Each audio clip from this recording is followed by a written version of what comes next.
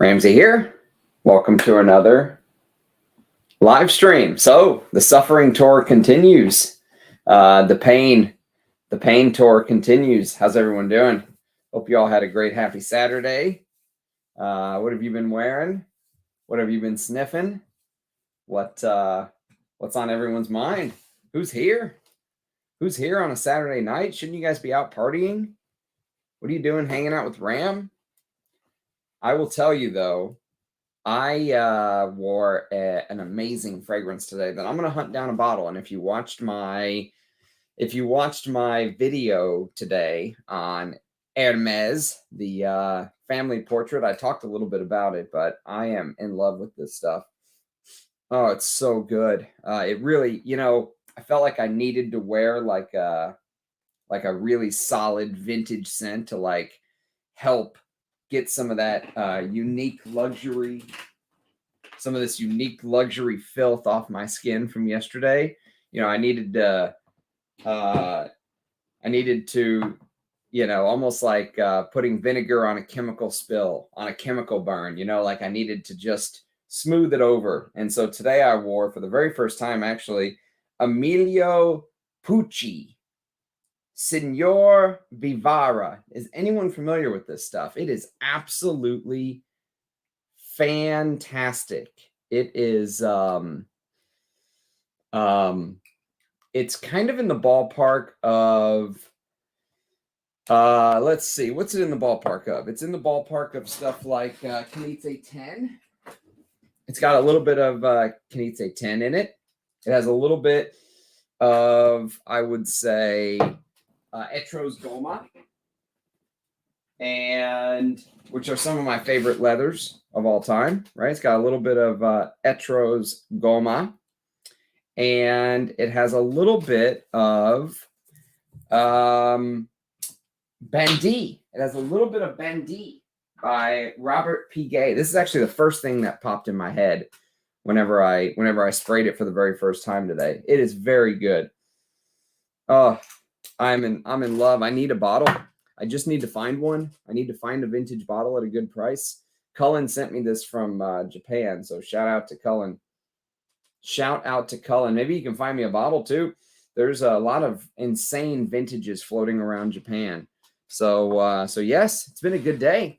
I feel like I exercised the demons of unique luxury.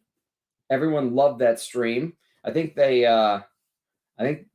like it when I abuse a brand, I just absolutely annihilated unique luxury yesterday, and they deserved it, to be fair. That was all they're doing. Those blurbs were some of the dumbest things I've ever read in my life. And between the blurbs, but most importantly, the smell of the fragrances, they're one of the worst brands I've ever smelled, I think. And so I'm thinking maybe because that's fresh in my head, maybe these Xerjoffs and Memos won't smell so bad today, But I think I'm on a little bit of not a roll, but I think I found my sweet spot. For my scent of the day, I wear stuff that I really love or test stuff that I have a pretty high confidence I'm going to enjoy, like the Serge Luton for the other day, for example. And then for the live stream, I put the stuff on my skin right before bed where I really don't want to wear it all day. I don't want to be wearing the Xerjoffs or the Memo Parises all day, right? So I put those on now, test them, I can talk about them, and then go to sleep, wake up and wash them off and wear something I like. So, and it's a way to knock out a bunch of fragrances at one time, because otherwise it would be one video, on Luxor Oud, and then the next day it would be one video on African leather, and there's just no need. Not with these brands that, I have now, if one of these all of a sudden captures my attention, which don't hold your breath for that, but if one of them really does, then I can still always go back to it or buy a bottle or make a video on it. But I have very little confidence in something like that happening. All right, let's see who's here. Abe's in the house. What's up, Abe? I like your new profile pic, man. Yes. Good to see you, Andy. Bring on the Ram Dizzle. Bring it on. Saturday night. Just put the little one down. I'm free. Good evening, Ajay. Thanks for being here, man. Do you guys see a difference in the lighting? Is this better than yesterday? Was yesterday too dark? without kind of the overhead lights. I was just using kind of the light on the camera, and it's not very bright. So I've decided to take a little different approach today. Tell me if this is better. I think it is. I think it is. Other than the fact that I'm going to look tired, you're going to see the you know, crow's feet under my eyes with the light being so strong. But that could be pain from having to smell Unique Luxury yesterday. Come on, man. Raw gold. It's coming, dude. There's only so much a guy can do, you know? There's only so much a guy can do at once. Memo and Xerjoff. Yes, 3 of each. Although, to be fair, and I said this on one of my previous live streams, I do this with food that I eat too. The stuff that I'm really not excited about, I just scarf it down real quick and be done with it. And that's pretty much what I've done with Xerjoffs. We have now knocked out 23 Xerjoffs in a couple weeks. So we're done. I mean, there's no other Xerjoff samples to get to. So next we can move on to some other brands. I've got some Melegs. I've got some Rania J's we can discuss. I've got some Harmonists. There's some Joe Malones. There's some Bortnikov samples. There is some Michanets. There's some Spirit of Dubai. There's some Arabian Oud. So we're going to move on to some other brands next, but we're pretty much knocking out the final 3 Xerjoffs. So I'm excited. I'm excited to be done with the brand of Xerjoff, to be honest with you. Glad you're here, man. Good day from the future. 3:30 Sunday afternoon. Nice. What's the future like? Are there flying cars? Balenciaga Poron, man. I love that stuff. I've pretty much come to the conclusion that I just have to wear what I love. You know, that's what it comes down to. Like, there's really no need to save it. There's no need to save it forever. Just wear what you love. Tomorrow's not promised, right? Wear what you love. Oh, I'm glad you liked it. Yeah, that was kind of the last big house. Somebody brought it to my attention that I had not done a family portrait on Hermes. So this way it's ranked. And man, I'll tell you what, though, smelling that Eau de Hermes today really made me think that maybe that should be #1. I know Bellamy is like my favorite fragrance, but God, Eau de Hermes is so, so good. Just technically, I mean, I think it's Edmund Rudnitska's best. I know very few people say that. Most people say Eau Sauvage or Rochas Femme. But for me, man, that Eau de Hermes is just stunning. Hey, Nikki, what's up, man? Hey. Bortnikov Amber Cologne. Nice. I love Amber Cologne. It's so posh in the heat. Arise Ladore, Royal Muscatar. You've been talking about that, Ajay. Gray Flannel, a beauty.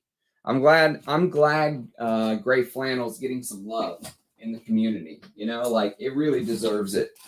And I think Antoine Lee kind of put a spotlight back on Gray Flannel whenever he did his interview with Eugene, and he said that this is kind of one of the most overlooked fragrances of all time, that the ingredients are very high quality. Like, he's like, I've seen the formula. Oh God, I hate Baccarat Rouge 540. No offense, but I work with this girl who knows I'm into fragrance, and she came up to me a couple weeks ago, and she's like, I bought a new fragrance, and she was all giddy, and she's like, it's a Mason Francis Kirkjohn. I was like, oh no, you didn't buy Baccarat Rouge 540, did you? And she's like, yeah, the Extrait. And I was like, oh fuck. And whenever she's like anywhere within my like area, I can just smell her. I can just smell this synthetic sweetness that just makes me want to Earl. Lighting's better. Okay. The only thing is like this, it doesn't like this camera. Oh, there it goes. Well, slowly it focuses, right? I just need to. Yeah, whatever. I like the lighting too. At least you can see me a little better. There's some sort of delay every time at the beginning of the live stream. It seems we were talking with someone else and we just stuck our nose in. Really? Can you hear me though?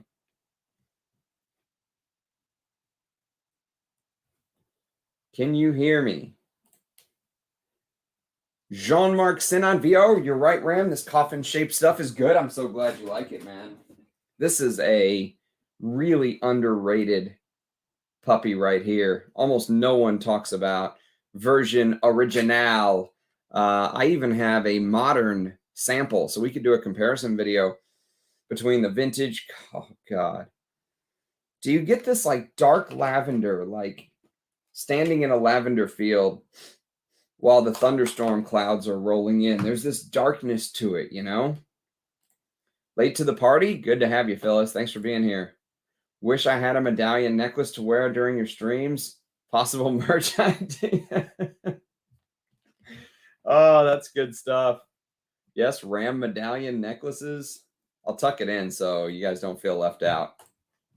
I like Xerjoff Neo and Renaissance. Mephisto is a silver mountain water adjunct. Yeah, I don't know, man. I'm just doing it to do it, just so I can put my thoughts out there. I don't have to wear it like this is my scent of the day, and I can just knock it out, you know. My thoughts are on paper. I'm probably not going to like it, but we'll give everything a chance. It's fun to hang out with you guys, and we can kick the shit for a couple hours. 3 sprays of Balenciaga still going strong. It is amazing. I absolutely love Balenciaga Pour Homme. It's just so good. There's so many, you know, as my collection has grown, like in my head, there's like these different tiers. I need to make a chart.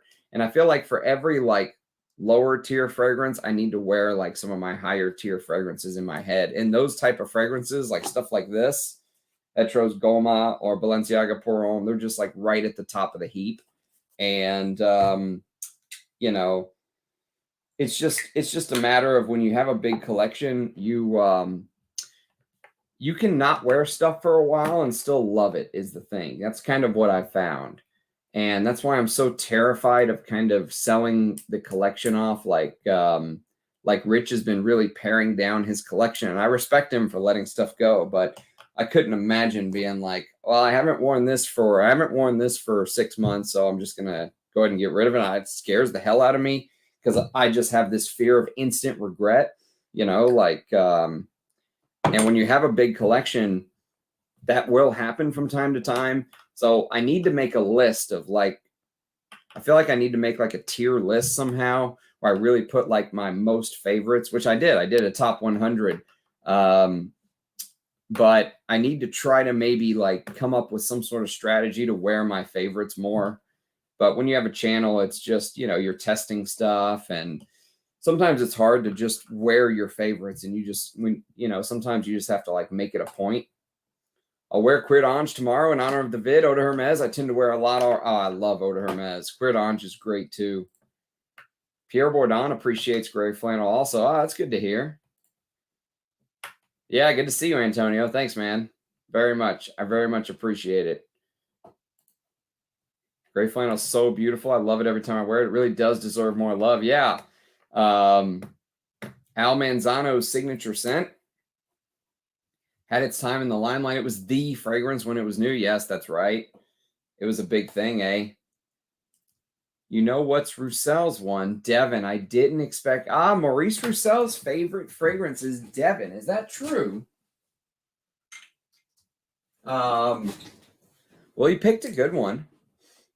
Oh, God. This has been getting a lot of play lately. And between the comparisons to Dessandra's and just the fact that I think it deserves it, it makes me very, very happy that this is getting the play that it's getting. And I love that you guys love it too. Like, you know, it deserves it. It definitely does. Very big hit 40 years ago. I can't believe they discontinued it. I still cannot believe that Jeffrey Bean discontinued gray flannel. What a shame. I'm so glad I've got a couple bottles of this stuff. I'm in the backup of all my favorites phase. Yes. Yes, that's right. That's a great phase to be in. And the great thing about it is if you have a big collection, you don't need 10 backups. I mean, you know, like I've got 2 bottles of Balenciaga Pour Homme. This is a 30 ml and the other one's 100 ml. And that's it. I mean, that's all. Honestly, it's all you need. And the the juice level here is like 28 mil, you know, and the 100 mils like got about 80 mils left in it. So that's enough juice for me, you know. Selling the useless stuff phase, quality over quantity. You know, I'm torn because I sold a couple things and I'm glad I sold them. Like I sold a Mancera and that 24-cent story, which I absolutely hated. But part of me is like, you know, torn having a channel too, because it's like, you know, I also sold off that that what was it called? It was called the original it was called the original Paloma Picasso. I sold that off from the 80s. And now I'm thinking like it won't be in any videos anymore. So just for the, I like having this, you know, people call it like a museum, but I like being able to just reference stuff, even if I haven't worn it in a year. I like that it's there, that I can grab it and just spray it and wear it to bed and like remind me, you know what I mean, that it's there. So I'm torn between, you know, Rich was saying he wants his collection to be alive, and I completely understand what he's saying. But on the other hand, I want to be able to, you know, go back and reference stuff, and once you sell it, it's gone. That's it. So I'm kind of torn. I just cleared that phase. It's all cyclical, isn't it? Yes, that's right. Signature scent. Oh God, the horror. Bet they de-seeded due to the IFRA mandates of the last 10 years, making it challenging to maintain. Yeah, that could be it. But you know, it was up and running even just a year or two ago. In honor of this evening's topic, I'm wearing Memo's Mallorcan Almond, which I sampled, bought, but now have grown to dislike. I honestly don't rate either of these brands, Memo or Xerjoff. I don't. I'm not really a fan of either brand. I'm doing this more as like, let's knock these bad boys out. Which Xerjoffs are you going to look at today? Today we have the original Uden from 2007, which I did Uden overdose, which I didn't even realize at the time. And then we're going to do 1861 Decas, which came out in 2021. And then we're going to do a fragrance called Oesel, which I think came out in 2009, Oesel. And so we've got 3 Xerjoffs and 3 Memos. The Memos are going to be Luxor Oud, Irish Leather, and African Leather. So we have 3. And I think maybe I've smelled African Leather once, but I just can't remember. It's either been so long I just can't remember, or maybe I didn't smell it and I was mistaken. You need them for the channel, both good and bad. That's the thing, right? Is I'm torn. Gucci Guilty Absolute, stunning polar. I love Gucci Guilty Absolute. Absolutely adore it. Just sold Uncut Gem today. The question is why I bought it in the first place.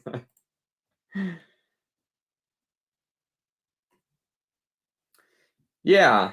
I can appreciate that. I think it's more for me, like for the old memory bank, you know, like it's a great way to refresh a memory of a fragrance you haven't sprayed in a year or two, or something comes up, or you know, you grab it, you spray it and go, you know, when you wear it to bed, and like it refreshes your memory on the fragrance. So part of it I think is for the channel, but the other part is I just enjoy like knowing, I enjoy having a wide breadth of knowledge. And like that Paloma Picasso, I sold it because I had a 2007 bottle and I wanted an earlier bottle. So if I find a vintage bottle from the 80s or maybe even the 90s, I would go for. I'd buy it again. But there's still some more stuff I want to sell. I mean, there's stuff in here that I probably have no right to have. You know, like I probably shouldn't have some of the stuff that I have. There's probably some stuff in here that I've outgrown, you know, that maybe I used to like, that is just not as much of my taste anymore. But for the most part, I'm pretty content. I mean, I'm pretty content, even though the collection's probably way too big. I could probably sell off 100 bottles and not bat an eye. I don't know if I want to, you know, like, I know me and Rich Mitch are brothers across the pond, and we have like the same brain. We think about, you know, I was sharing this, when it comes to fragrances, we think a lot the same. And we have a lot of the same feelings on vintage fragrances. And I was sharing with him this Emilio Pucci today, Signor Vivara. But whenever he told me he was selling Van Cleef & Arpels Pour Homme and some of these, like my like all-time favorite like classics, I'm like, oh God, dude, it hurts, man. Like, you know, I know tastes change and the collection is alive, and you want the fragrance to get warm, but man, it hurt. It hit me right here. Like, oh my God, I couldn't imagine selling off Van Cleef & Arpels Pour Homme. So yes, it's something that's been on my mind, selling stuff. I just don't know if I can really do it in mass like he's doing it. Bravo to him. Bravo to him. I hope he gets some outrageous buys with that money. I hope he buys some rare shit that he absolutely loves. Leathers just play with the mainstream buyer's idea that exotic foreign smelling equals niche high quality. Yeah, that's what I still own and enjoy Memo Shams Oud and Shams Oud Narcissus. I sampled their new African Rose, which I find an improvement. Yeah, I think it's a designer house in a niche bottle. First one coming to mind when I think about a signature is Eau de Hermes. Wow. Hey, Paolo, what's up, man? Paolo sent me some Arabian Oud and some Spirit of Dubai's that are right here, somewhere right here. So we'll be dipping into those very soon. Those will make for a fun live stream, Paolo, for sure. All right, we're 20 minutes in. Let's spray this first one. The first one is Luxor Oud by the house of Memo. We'll go left wrist. Luxor Oud. Do you guys know this one? I know, Alan, you probably know this one, being an Oud head. At least the sprayer's good on this. I'm not going to complain. It's a shitty atomizer. Now, this is from 2012.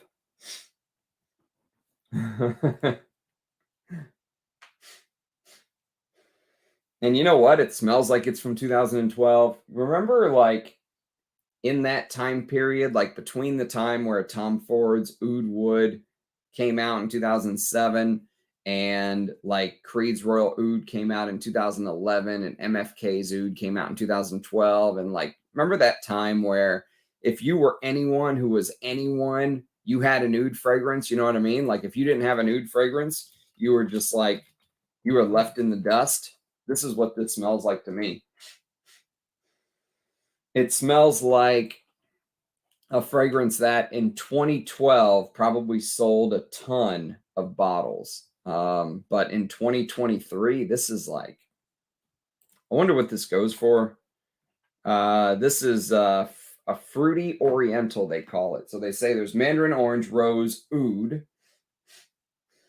The rose is pretty prominent in the opening. Like this is just a rose oud. It's one of 1,000 rose ouds. There's nothing in here that makes me go, oh, I'd have to go buy that. I mean, not after, you know, getting to know the likes of Russian Adam and Bortnikov and Ensar. This is, especially for the price, my guess is, let's see, Memo Luxor Oud. Let's see what these go for.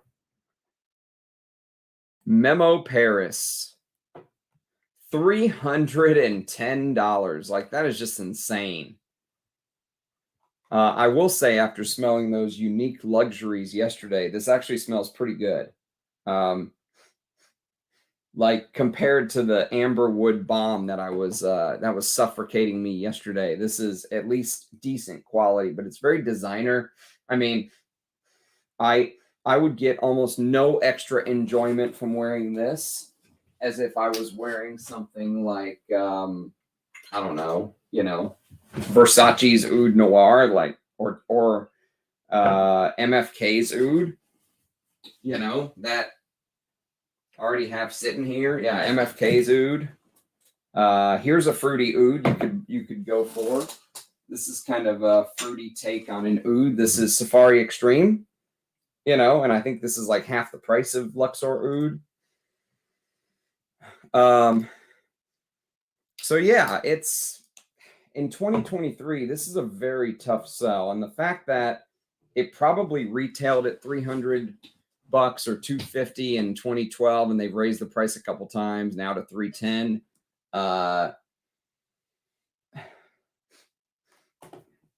Yeah, this is kind of, I think, getting left in the past. Let's see what I mean, it's one of those where I don't know if they used real oud. Don't sue me, Memo. But it smells like if they did use real oud, there's probably like, you know, 0.0000001 or maybe 0.1 or maybe 1%, or but you guys know the drill, right? There's probably the teeniest drop spread out amongst a ocean of Memo Luxor Oud. And it's just in 2023, unless someone's like brand new to the game and they just don't know the oud world right now, this is not gonna, for a frag head, this is not gonna, this is the same stuff you've smelled over. Oh shit, it's not even 100 mil. It's $310 for 75 mils. Here's the blurb. Let's see if these are as good as yesterday. Pharaonic oud is what it says. Time stands still at the gateway of Luxor, humanity's oldest prayer site. The temple stones seem to vibrate in splendor, and the roses sigh in the torpor. Luxor Oud, an oasis of rose and fruit overflowing with freshness and sensuality, in the country of greatness and majesty. The marriage of wood and rose under Pharaoh's whip and scepter. Okay. Memory. Time stands still at the gateway of Luxor, humanity's oldest prayer site. On the banks of the Nile, the stifling heat makes me feel indolent. Crocodiles slide silently over the sand. Under the penetrating gaze of the Sphinx, I walk toward the age-old shade of the giant Ramesses II. Huh? The temple stone seems to vibrate in splendor, and the roses sigh in the torpor. Luxor Oud, an oasis of rose and fruits, overflowing with freshness and sensuality, and the country of greatness and majesty, the marriage of wood and rose under Pharaoh's whip and scepter. Okay.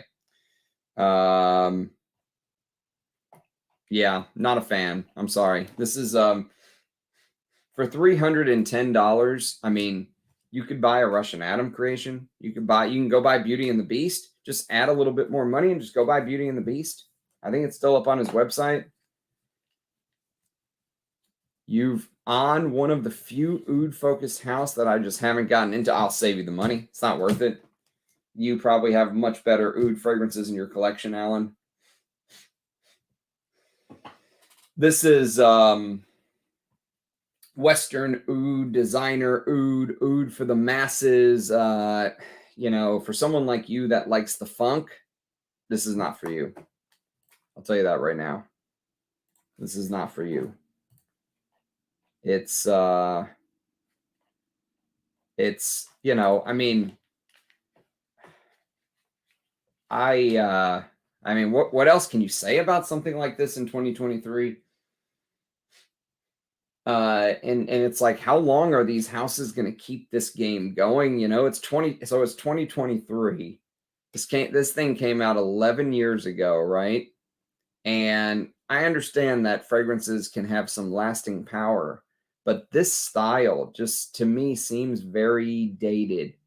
And it almost feels like it was something that worked maybe for its time, but I feel like the general public or the perfume buying public, or let's say the frag heads, are so much more knowledgeable now about oud than they were in 2012. In 2012, it was like, you know, it was seen as like this magical, mystical, for many of people in the Western world. Some people, of course, knew.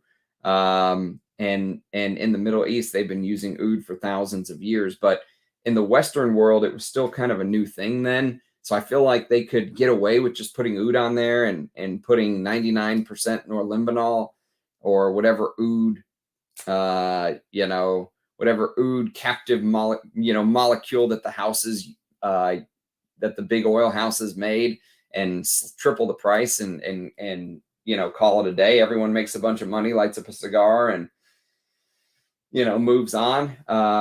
But yeah, this is a tough sell in 2023 for me. Have you tried Nikolai Rose Oud? I have not. Actually, I'm behind on my Nikolais. I need to sniff some of those. It's probs the best Western Rose Oud. You know which one I really liked? You're going to be shocked, Woozy, but I really enjoyed this. I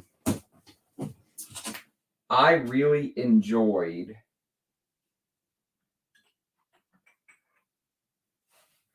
enjoyed this. Floris's Leather Oud. I wore this to bed the other night, and other than the fact that the dry down was a little bit, when I woke up in the morning the next day after having it on my skin, it seemed kind of chemically, right? But for the first couple hours before I went to bed, when I had this on my skin, I was like, this is really good for a Western oud. I think it could compete with something like maybe, let's say, Oud Palao, right? So Oud Palao or Floris Leather Oud are two good Western ouds that you could buy, let's say. But I've never smelled Nikolai's Rose Oud. No, I never have. Oh, damn. You would burn the chips, huh? And the oils? I'll tell you what, there is nothing like putting a pure swipe of like rose oil on before bed. Some of those oils that Russian Adam gave to me, sweet Indian or Chinese plantation oud, or all these different types of oud. They are so beautiful, so calming, so meditative, so relaxing. And it really gets you thinking too, because oud, if you really think about it, it's a tree that has an infection, and the oud is kind of like this the fight that the tree has left trying to survive. So it's literally kind of this sense of healing. It's like this it's like the story of being healed from a sickness, and the tree is sick, and it forms this defense. It mounts a defense basically against the fungus. And then you get into all the different types of oud, whether it's Quinam oud, and the differences between how old the tree is, whether it was wild, whether it was plantation. Like there's a whole oud culture that you could really get into, but it can be very expensive. That's the thing. That can be a very expensive hobby. Some of those, the tiniest little, quarter tola of some of the rare oils, and you're talking thousands. And it's I think there's a balance. Some days there's nothing wrong with wearing Floris Leather Oud or Dior's Leather Oud or, MFK's Oud or Creed's Oud. But, some days you just want to wear the Ensar or the Arise Ladore or something like that. But I just don't think that in 2023 that I could in good conscience tell someone to go buy the Memo. It's kind of it brings nothing to the table. Gonna catch them all kind of stuff. Yes, that's right. They look good on a YouTube fragrance video on an influencer video, right? But I have a lot of rare ouds. That's awesome, dude. Yeah, enjoy them. They're fantastic. There's nothing like it. It's such a meditative process to wear some of those sometimes. They have a sandalwood, but I think it got discontinued. Interesting. Did you just say moronic oud? I said pharaonic oud. This is straight off the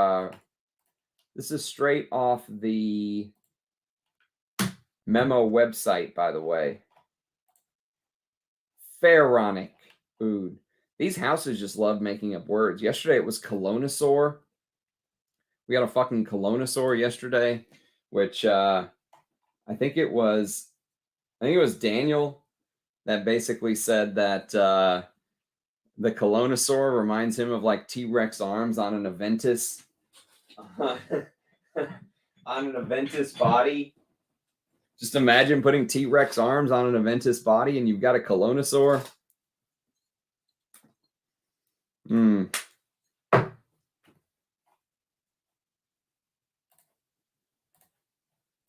Ensar makes the best blurbs, bar none. His blurbs are good, eh?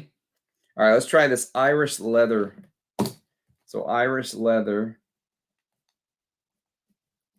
is going to be right wrist. I'll tell you what, this stuff projects like a mother, though. I can smell it even when my wrist is over here. It's got that, but it doesn't smell as amber woody as yesterday's foray into the dungeon. All right, good old Irish leather. Alan says, funk, yeah. I mean, this just smells like a designer to me. If you put this under my nose, and I had no clue what it was, zero, and this was blind sniffing, I would say this is like the latest $50 Versace or something like that. You know, it just has that. This is like the latest Mont Blanc. It just has that easy to wear, you know, mass appealing kind of designer thing going for it. Is there a blurb on the House of Memo? There is. Let's read the blurb. Let's see what the interesting facts on the House of Memo Paris, according to Parfumo, is. The origins of the French brand Memo Paris probably go back to Éléonore Massenet's Hungarian grandfather, who experimented as a chemist and awakened in Massenet a curiosity for scents and aromas. As a school child, her greatest pleasure was guessing the different perfumes around her. After studying art and psychology, she initially gained practical experience at brands such as L'Oreal, Firmenich, Florissant, and IFF. Then, when she met Clara Molly rather by chance in 2007, the two founded their brand Memo Paris. The fragrance world of Memo Paris is often described by insiders and customers as a journey to the most beautiful places in the world. The aromas in the fragrance sprays, perfumes, and scented candles are intended to create a sensual connection between adventure, playfulness, travel fever, and festivity. That's also why the brand's fragrances are named after a place on Earth. The fragrances themselves are divided into categories such as fruity, floral, woody, oriental, leathery, or even sugary. How unique! In addition, the perfumes of Memo Paris carry a wide range of fragrances, ranging from A for eaglewood to Z for lemon. What? In addition, the perfumes of Memo Paris carry a wide range of fragrances, ranging from A for eaglewood to Z for lemon. Okay. The search for beauty in life in the world is also reflected in the bottles of Memo Paris. Almost all the bottles are of simple elegance, symbolizing the focus on the essentials. And the colors, gold and black, emphasize the noble characters of the fragrance. Ah, they're noble. Yes, no commoner fragrances here. These are noble. $310 for 75 ml fragrances.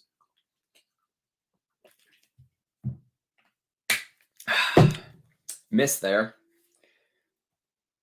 Oud Rose combo feels like the 10 hipster skinny jeans and flannel shirts, outdated, but not in a good way. So, Irish Leather just, so it came out in 2013. It came out a year after Luxor Oud. And it's juniper berry, leather, birch, amber, mate absolute, orris concrete, sweet vernal grass, clary sage, pink pepper, and tonka. Main notes to my nose are probably pink pepper and tonka, to be honest with you. Can't believe this came out 10 years ago.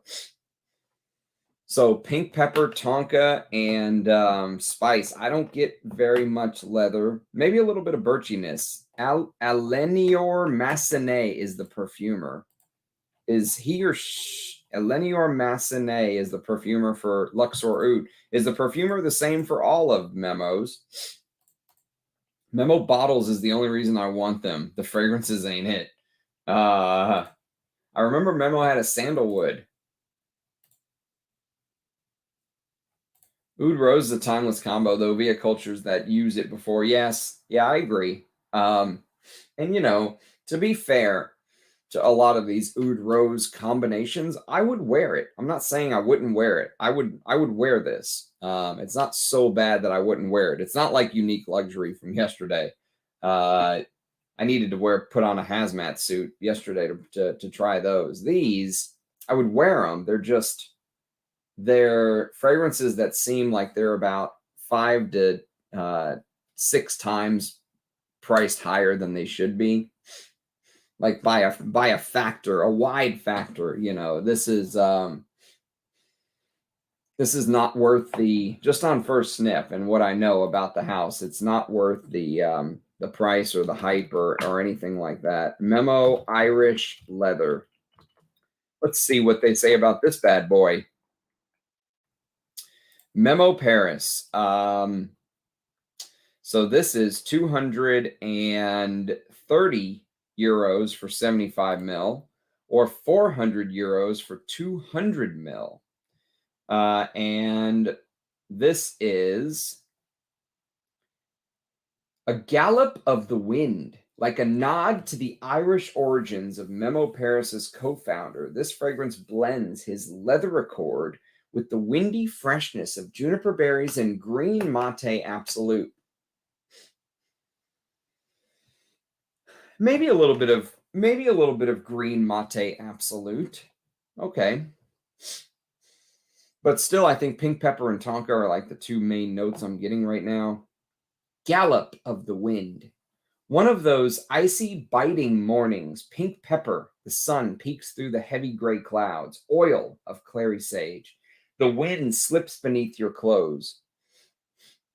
Juniper berry, morning dew soaks the grass. At last, the stable, the wooden tack room doors, the burning scent of leather, wood, and amber and honey, an age-old odor. Green mate absolute, the soft whinny of the horse. Oil and flauve, the smell of freedom. The leather gathers in the wind. The grass warms with wood. Tonka bean absolute. Irish leather gallops off into the horizon. Okay, that Irish leather galloping off again. The westernized version, nor limonol isn't an oud material. It's a woody amber, but is often used within an oud. What are some of the oud accords, Nikki? Or what are some of the oud materials? ISOE Super Amberwood, eh? Hey, XSX, what's going on? There's the previous one. Waiting on Tobacco Oud to come in the mail. Congratulations. Glad you got some. We hear it's discontinued. I don't know if that's true, but Tobacco Oud. See if Parfumo confirms it now. Oh, it still says it's being marketed by Estee Lauder. Tom Ford's Tobacco Oud continues to impress and thrill me wear after wear. Easily one of my types. Amazing, isn't it? I would love to try the intense version of Tobacco Oud or Oud Wood one of these days, but they're hard to find. Fragrance, I had 2 bottles of Tobacco Oud. Nice. 400 for 50 mil. No, it was 400 for 200 mil. But still. 400 euros. They're proud. This is like a $50 fragrance to me. There's absolutely nothing, zero in this that makes this a $200 to $400 fragrance. Nothing. Has anyone tried low TV and oud? What's low TV, Woozy? I've only ever seen Memo in 75s. Daniel, I got 100 ml backup of Tobacco Oud from Fragrance Net last month. If you guys are on the fence, better buy now before it's gone. Is it officially discontinued, or is that just a rumor? 100 mils? Damn, I've been looking for 100 mils, but that's an impossible. I found a 100 ml bottle, but it was a partial. Do you smell any difference between current and older? Differences. Tobacco Oud always smells right to me. My bottles and decants. I also love the intense. I need to smell the intense one of these days. The wind slips between your clothes as you hope that your date doesn't remember your choice of a raw broccoli salad at dinner. Yeah, that line did seem a little strange, didn't it? Like, what are you slipping between my clothes for, wind? Fendi Uomo? What about Fendi Uomo? I love Fendi Uomo, by the way. So happy to have a bottle. Givaudan Black Agar is one of the most used. Okay. Black Agar, eh? That just sounds conspicuous. That just sounds, nefarious. Black Agar. Wasn't Nasomatos Duro basically 90% Givaudan Agar? Is that true? 90%? So the big companies like IFF have their own oud bases. Blackwood, Udolific. What a fucking name. Are a couple that are Udolific. Tobacco Oud Intense is going for crazy prices. Yeah, that's sad. Yeah, I waited too long on that one. Has anyone tried combining Lily of the Valley with oud in a fragrance? Well, have you ever seen the note listing on some of those Spirit of Dubai's? They basically combine every note known to man. So yeah, there's a Lily of the Valley oud in Spirit of Dubai somewhere. You just won't be able to smell any of them because they have like 10,000 notes. Hard to find Tobacco Oud. Seems phased out at the very least. Okay. Intense being even more animal. Ooh. The first part was great. More animalic, castoreum, leathery, and then I got to the sweeter. Got a little 25 mil set inbound. Nice. I meant Black Agar, not Blackwood. Black Agar. Okay. But Blackwood is a dark woody base too. I believe it. To me, Tobacco Oud Intense is basically Amber Absolute with Tobacco Oud. Definitely one of the best blend of time. Oh, Paulo, you're making me sad, man. You're making me sad. Those are two I was never able to hunt down. Amber Absolute or Tobacco Oud Intense. Got a 24-pound brisket on the Traeger. That sounds good. I had some ribs today. I had some ribs. We went to Twin Peaks. You guys know, is there Twin Peaks anywhere else but here? Kind of a trashy, some say trashy little place, but I had a good time.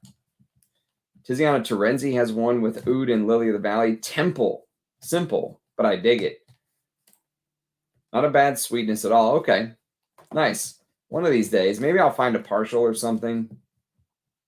Or once I set up my Facebook trading group, as I'm kind of getting poked by some folks to do, maybe I'll be able to find a bottle that way from someone in the community. It would be good to be able to trade and buy and sell like from people in our little fragrance town, right? I think that would be cool. The problem is I don't have a Facebook, and in order to be an admin on a Facebook community like a page like that, you have to have your own Facebook account, I believe, and I don't have one purposefully. So I don't know if I'm willing to break down and finally, after all these years, have a Facebook, I really hate Facebook.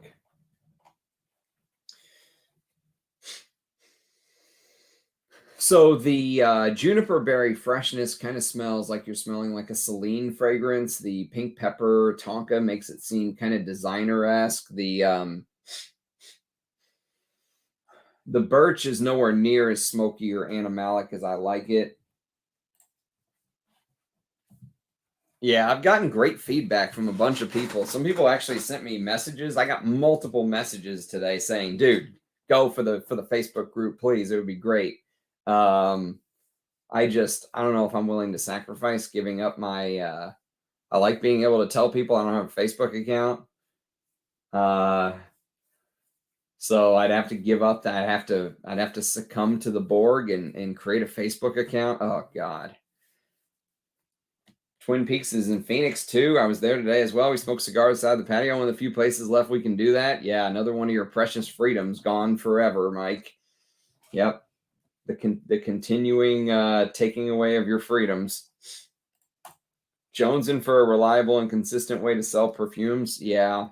I mean, eBay is just such a it's eBay and Mercari, and then they take their fee and you get those assholes that lowball, and then they buy but they don't pay, or they get it and then they claim that there's an issue with it, and eBay almost always sides with the buyer, and like as a seller there's very little recap.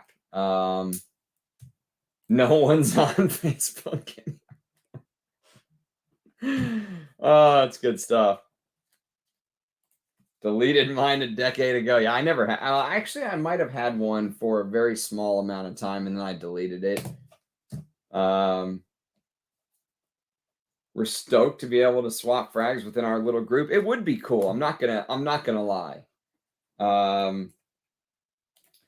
Mine. What was my waitress's name today? It was something ridiculous. It was like. It was like butter or something stupid like that. I can't remember. Like I thought they had to use their real name. Like, come on, butter. Okay, butter. Have you tried Haiba EDP? 90 mil for 1,095. I have not. No. I have not. My problem is I bought a very rare and probably a fragrance that's a million times better than Haiba from an old Guerlain for less than that. And so that price tag is like, even at half of that, I'm like, I could probably find Russian Musk, which is one of the Irish Leathers I want, for $500. And there's still many other Irish Leathers I want to hunt down. Do I want to give Spirit of Dubai that kind of money for a full bottle? I mean, I would love them, but I think just priority wise, I think I would rather put Irish Leathers ahead, and then you get the real Oud and the real Musk. And Irish Leather, Spirit of Dubai is like, imagine Roja Dove does Middle Eastern fragrances, and that's it.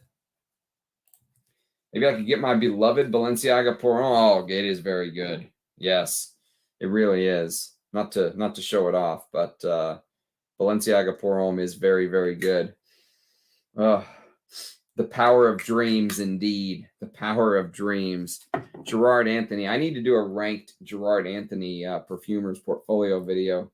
Haiba is amazing. I like it more than Oud from the first generation. Waiting for Joma Shop to restock them. Bring back the 2021 Rammer with the hair and goatee. The long hair, you mean? You like the long hair? It's just, in 21, I was pretty much just working from home, so no one cared. I just grew it out like a hippie. Now I've got to go into the office, so I think the shorter hair looks a little bit more professional. But honestly, I don't think anyone would care anyways. Earthy, fruity, woody, very cypriol and patchouli leaning with a nice skanky Hindi Oud. I bet you I would like it. It's just,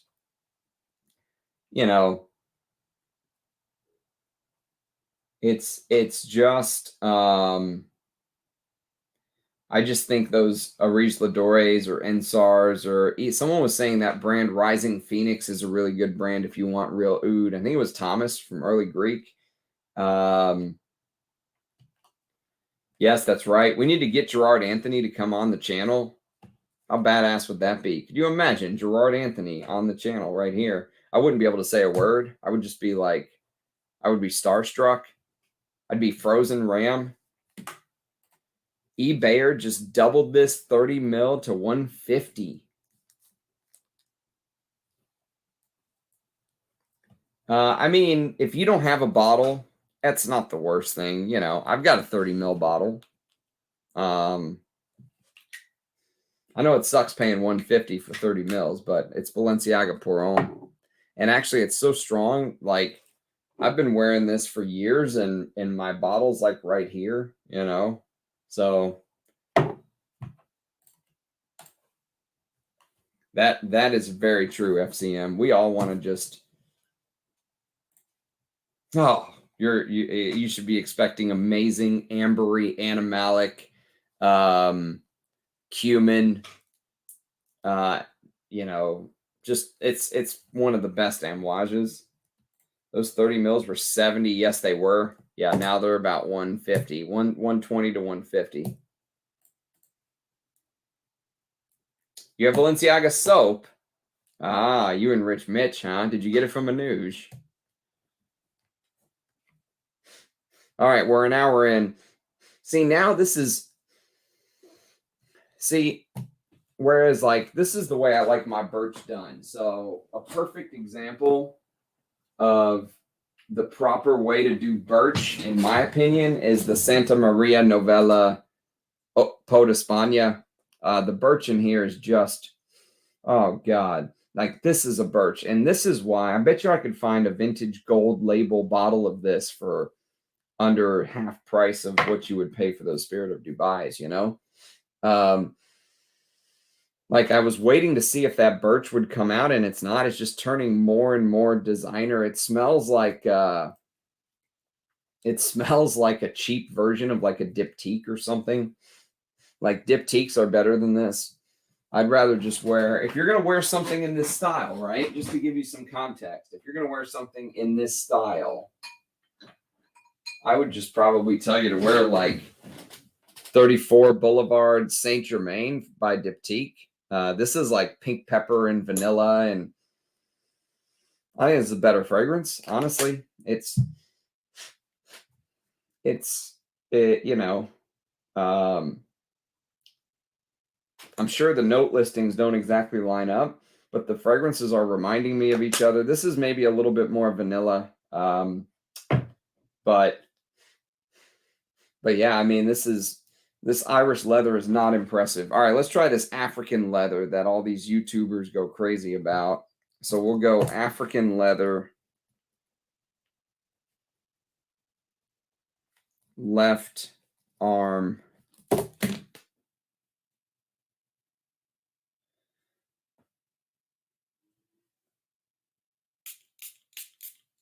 Good old African leather.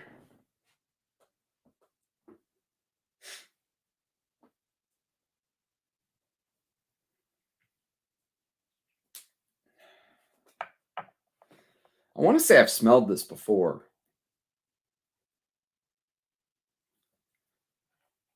All right, let's see.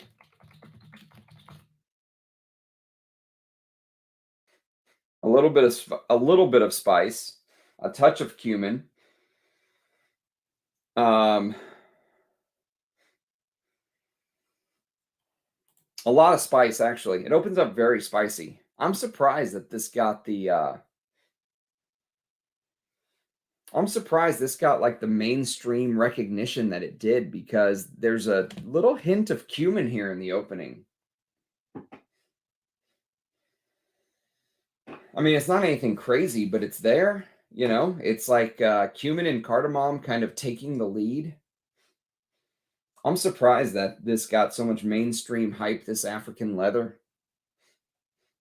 Of course it was a news.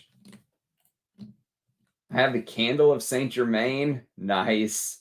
Yes, the Diptyque does a hell of a candle, don't they? Actually, this is supposed to be representative of the candle. Like in the Eau de Toilette, you can you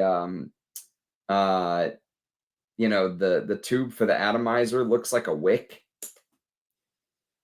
This is a fragrance I do not talk about on the channel very often because it's kind of designery in and of itself, but it's reminding me a little bit of Irish leather. I think this is a better fragrance, honestly.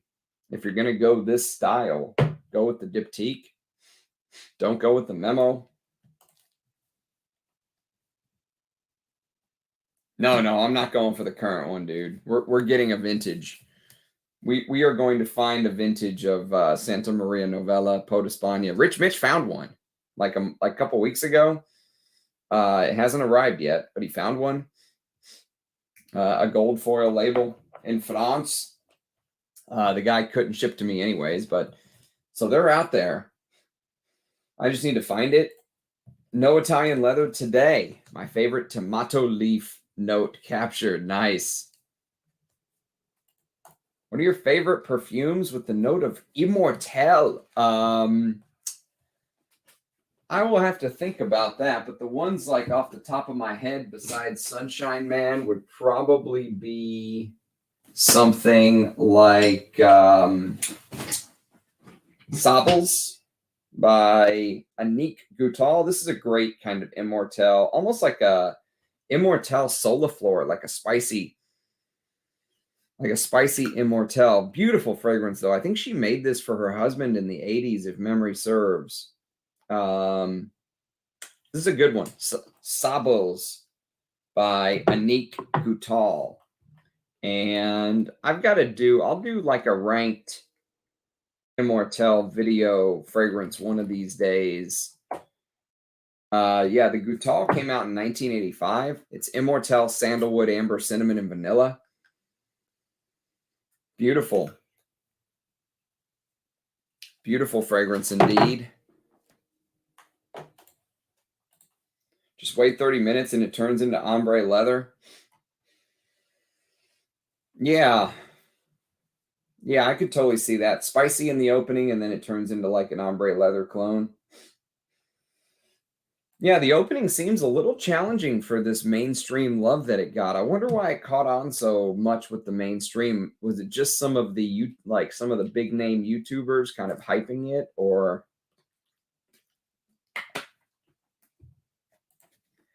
Cuir Gadamonte? I've heard a lot about this Cuir Gadamonte lately, but I've never smelled it.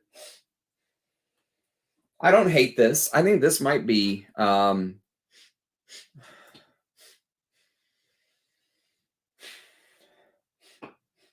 I think if you twisted my arm and said, pick one, Ramsey, I might pick the African leather just because, you know, I have so many Rose Ouds and I don't need another Diptyque clone. So, yes. But the house is kind of, I don't know. Memo does not move me. Let's see what the notes say about African leather.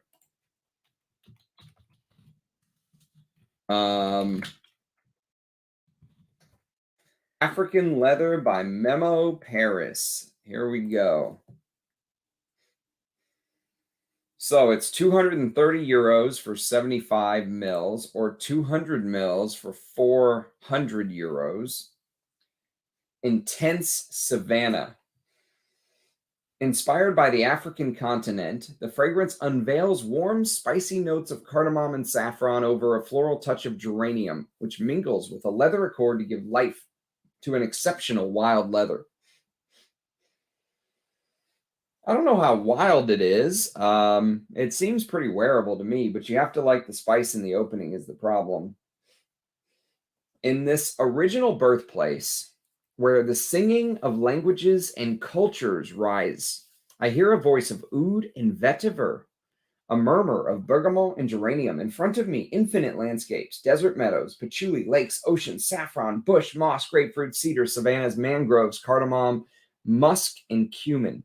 Between dry and rainy seasons, I discern a path. I witness a dance, a ballet of dresses and manes.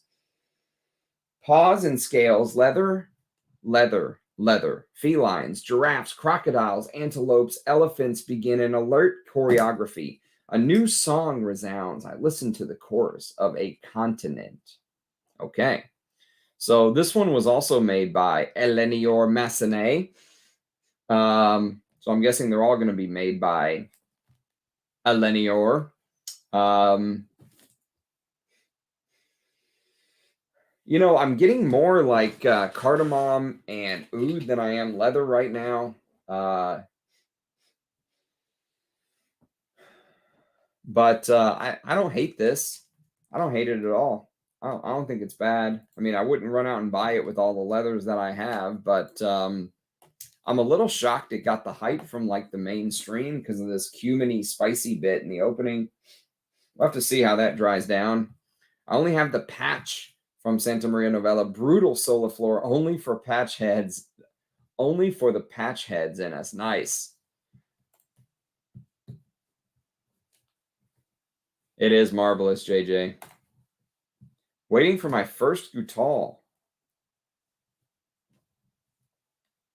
Which one are you getting, Omar? Scent of the day, Cuir de Russie. Ah, a beauty. Can't go wrong with Cuir de Russie. Which version are you wearing?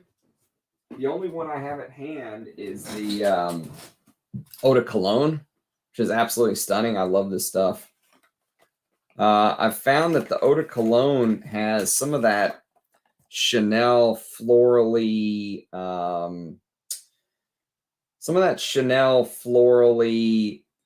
bits that you'll find in like vintage Chanel fragrances. Like if you've ever smelled old bottles of number 5 or number 22, there's a little more of this kind of Chanel floral touch than you'll find in the 80s, bottles, which I think is my favorite. I think the Cuir de Russie 80 Eau de Toilette that Jacques Polge and Francois Demachy worked on is probably my favorite version because it's more, it focuses more on the leather. So yes, good stuff. Memo Italian Leather has tomato leaf. I'm not getting very much of that right now. I was disappointed with the insipid dry down of each fragrance in the Memo Leather.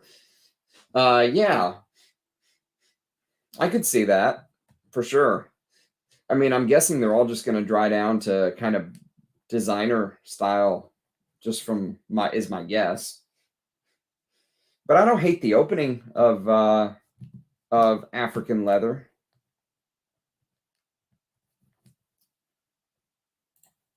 So there's a tomato leaf note in here, eh? Interesting. I'm not getting it. I did buy recently a tomato leaf fragrance that I really enjoyed. And I got it cheap as chips. Trussardi L'Uomo. No one talks about this one. This is from 1995. It doesn't have a cap. I think it was a tester. It's discontinued. But if you're a tomato leaf lover, for me, this and the other one is a fragrance called What About Adam by the House of Yop. These two are like my go-to warm weather tomato leaf. Beautiful, sharp and sour. Green, sharp, sour, salty, citrusy, beautiful, beautiful fragrance for the heat. You can just spray the shit out of that. African is very wearable in my opinion. I only have a sample though. Yeah, it does seem very wearable. It doesn't seem as shite as I thought it was going to be. Let's put it that way. And Elena's Eau de Campagna for the tomato fruit-like aroma. I have not smelled that. Yeah, Julia has great taste. I ordered Bois de Hadrian Goutal. I have Cuir de Russie, hard to get other. I actually ordered a Goutal recently too, and it was Les Nuits de Hadrian. This is from 2004, I think. And so this is one of their little 25 ml bottles. Not a bad deal, actually. I think I paid $15 for this. And I wore it to bed the other night for the first time. It's not bad. It's kind of citrusy. It's not my favorite style of perfume, but it'll be good for the heat. I want a bottle of Sycamore EDT. That's high on my list. They're just hard to find at a fair price.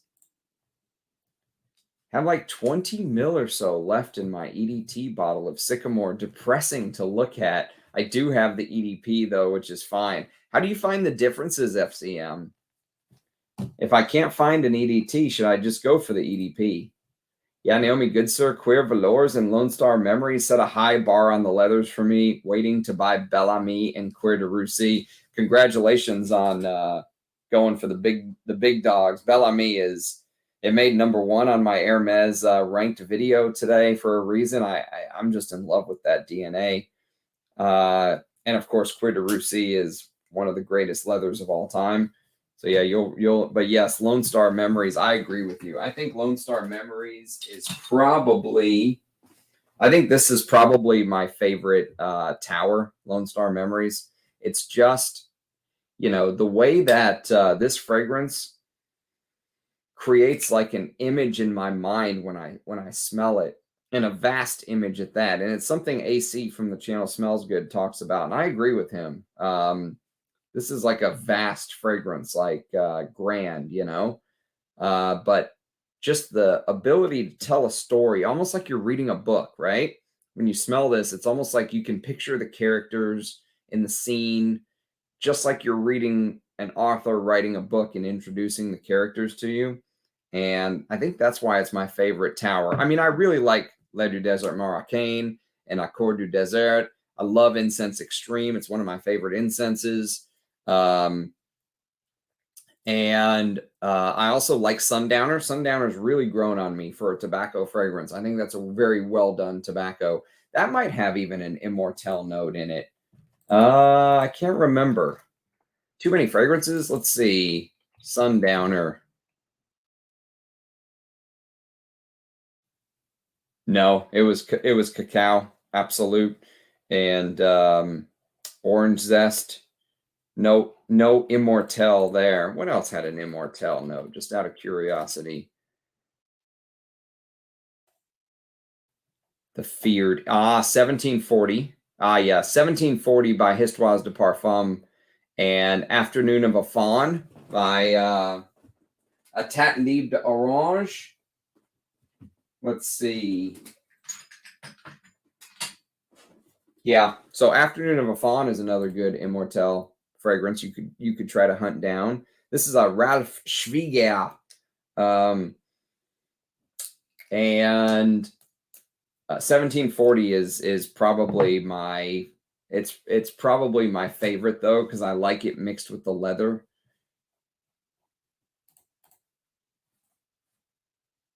Oh God, I'll probably hate him. Trasardi Uomo is a nice one, an unusual metallic. Yeah, there is a little bit of a metallic twinge, salty metallic twinge.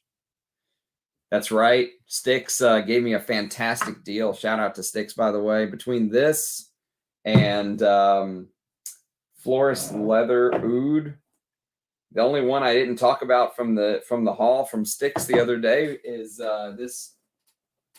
Where did it go? It disappeared on me. Forgot where I put it. Here it is. This is the winner of the haul, though. This thing, Biagiotti Uomo. Oh my God, I'm in love with this thing. It is so good. I can't believe I didn't have this before. It's unbelievable. I think I saw a bottle on eBay for like $60, but I think Sticks has them for cheaper. I think he still has one he's trying to sell. Sorry to put words in your mouth, Sticks, but yes, if you're interested, hit up the old Schlonghammer. What About Adam is great. Yeah, I think I prefer What About Adam, but this is definitely going to be growing on me. This will get some wear this summer for sure. Jardin sur le Nil is a very realistic tomato leaf. That's on my list. I've been thinking about pulling the trigger on that. This is turning very peppery right now. African Leather. Yeah, it's kind of losing that cumin-y pepper opening, and it's turning very like black peppery. Sicily Eau de Campagna, never smelled it. Yeah, I never smelled First either. Eau de Sud, never smelled it. I know Rich Mitch really enjoys that. Breakfast with Ramsey, welcome, Poe. Good to see you, man. A tomato leaf sartorial. That's an interesting take. Diptyque's L'Homme Don's Low. Blackcurrant plus tomato leaves. Oh, I'll probably hate Decas. Cypriol and Sundowner irritates me. Luckily, I like Cypriol. Luckily, I'm a fan. Hey, Diana. Good to have you here. Welcome, welcome.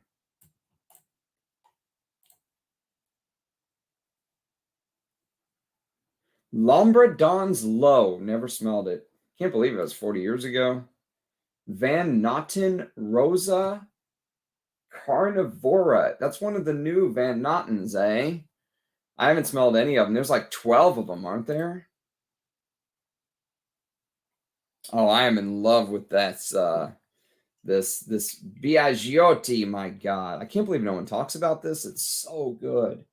It's my style through and through.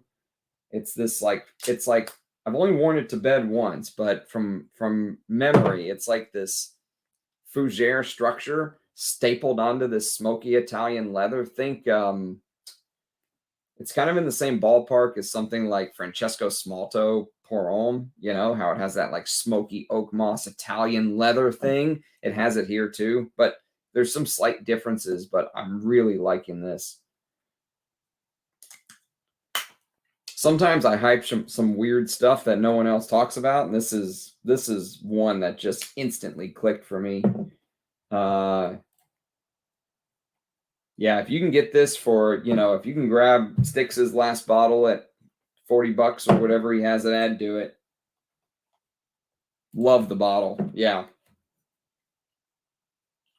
I'm a fan of the all black bottle. Antaeus might be my favorite bottle. It's so 80s. Indeed, it is so 80s, yes.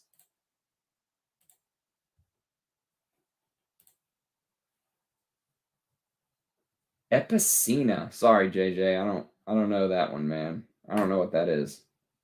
We need to refrain from mentioning tomato leaf, pepper, cumin, or I'm going to be in the kitchen making some.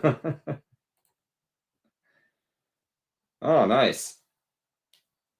Some people say that African leather reminds them of Towers Lait du Desert Marocain. PDLN3. Interesting. I kind of see what you mean there. Macron SSR. Well, good to see you in the chat for the first time. I never would have thought of that.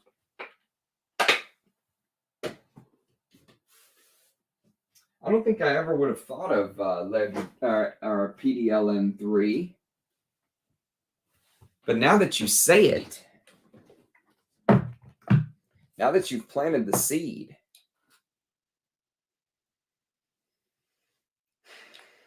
I think this is more ambery though. But it does have that, you know, the first time I smelled this, I thought it was Roja's take on Eau de Hermes. And so it does have that cuminy, spicy thing in the opening going. But I think instead of drying down to like a designer level, true too, but a designer leather, I think PDLN3 kind of dries down more to this ambery, benzoin-y, cypriol thing, if memory serves.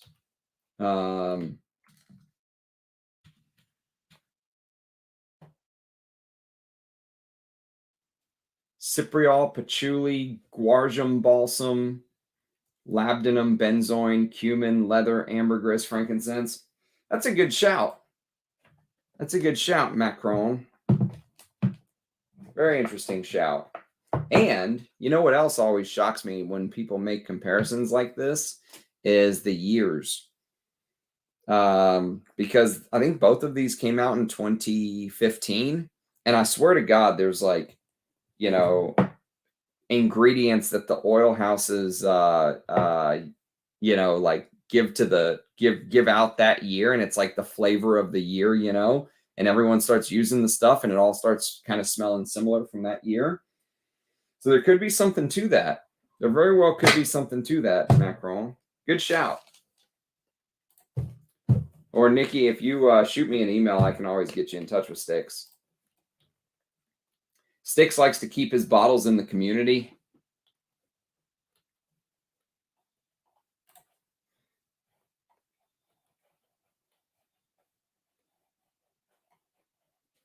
Interesting. Very interesting, JJ. Is it in the Mustache Eau de Cologne concentrate as well, or just the original Mustache? All right, let me get one of these damn Xerjoffs on my skin or we're never going to get out of here. Let's see. Xerjoff. Where do we want to start? Let's start with this Uden. So Uden will go on the... Uden will go on the right arm. I didn't realize that there was like a Uden and an Uden overdose.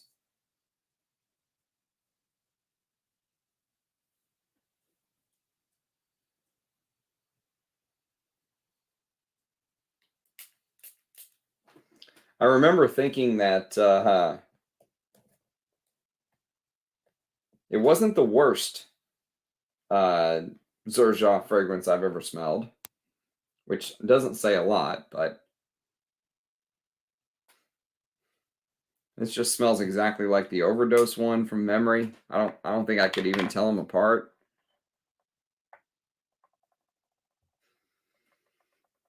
It's got this coffee thing, but in a real like designer style. Very sweet, you know, a little bit of citruses, but this woody like coffee liquor thing. I mean, I don't hate it. It's I've definitely smelled worse Xerjoffs, I'll tell you that. Ah, it's in both. Interesting. Ah, interference. Glad to have you, man. Nothing. We're just kicking the shit on Memo and finishing off these Xerjoff samples that Scott cursed me with. I mean, it's the thing about it is, since I already have stuff like this, since I have Cristobal Poron by the great Gerard Anthony, there's no way I would ever buy a bottle of Uden. Like, I mean, I would just feel like a sucker, you know. I already feel like a sucker even smelling it. It's I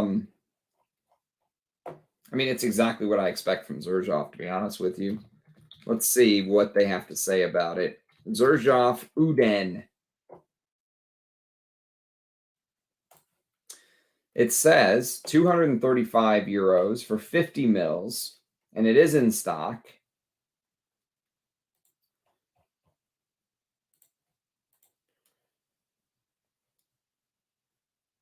And here's the blurb. Oh, they took me away from it. Hang on. Uden.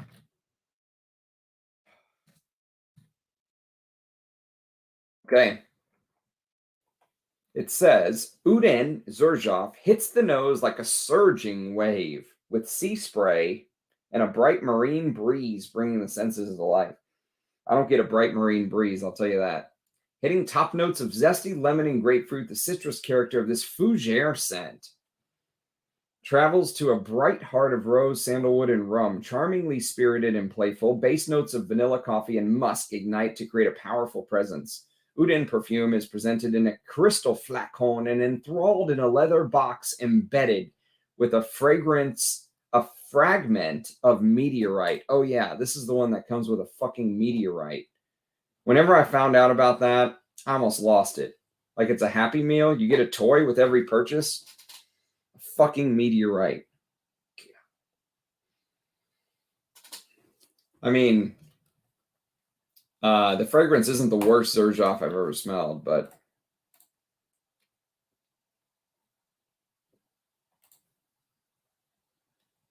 Yes, no, it's nice, absolutely. Totally not moving. Kind of I mean, I smelled Uden Overdose the other day, and I expected them to smell almost the same, and they do. Have you tried Tom Ford's Fougere Platine? I have not, no. Please review a lab on fire. I don't think I have any of those, Mr. Eaglewood. You might have to assist indeed. One of only 2 private blends I bothered to get a full bottle of. Nice. I didn't like Uden. It is very sweet. It is definitely sweet. I think I did like the Overdose better than this. Or I would say if you twisted my arm, I'd go for the Overdose from what this is turning into. Maybe this is focusing a little more on the citruses or the fresh wave, as they say. And I think the Overdose, I remembered a little bit more of that ambery coffee coming through faster, and I think I like that a little bit more. Honestly, I mean, I think I would just wear this. I mean, this is a much better take on a designer coffee tea fragrance. That's right. Run, don't walk. Don't let future regret play a role. Go buy your $235 of Uden now and get your new pet meteorite to go with it. Has a tobacco note. I don't know why they complain. Xerjoff's getting more screen time than Chanel. It's like I said, whenever, and I do the same thing with food. Whenever there's some shit on my plate I don't like, I just eat it first and then move on to the other stuff. So we knocked out these Xerjoffs, like 22 samples in a couple of weeks. And absolutely nothing moved me.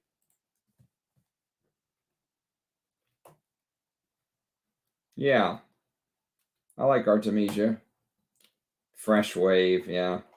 There's a 3.4 ounce bottle going for $300. Fougere Platine. Interesting. I've never tried Cristobal, but I would probably, oh, you absolutely would. I mean, I think this is probably Gerard Anthony's most designer creation that I've smelled, but I still really love it, and it's grown on me more and more. Like the more I've sprayed it and worn it, the more I've come to kind of appreciate it for just its, you know, I would much rather just reach for something like this.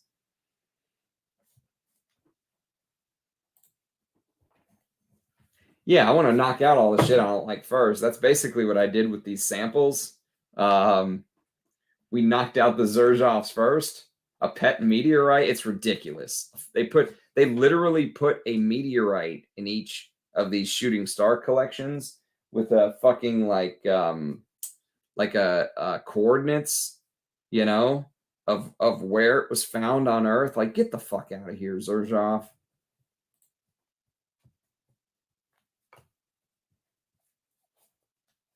Yeah, I just really don't like the house, to be honest with you. Some people took offense to that. They're like, you like Roja, but you don't like Xerjoff? I mean, I honestly think Roja is higher quality than Xerjoff. Yes, I do. Just from what I've smelled. Plus, Roja recreates old fragrances, and I like that because I like vintage perfume. So appreciate the Xerjoff criticism, and I own half a dozen of the house. Yeah, I mean, aspirational luxury pricing. Yes. Yeah, they are. They although I mean, look at the memos. After hearing about the memos, the 235 euros for Uden doesn't sound that bad. It just seems like that's like standard operating pricing now in the industry. Every perfume is now $250. Roja has better perfumers. Yeah, who makes his perfumes, JJ? Is it Robertet? That's the rumor on the street, eh? I like Roja.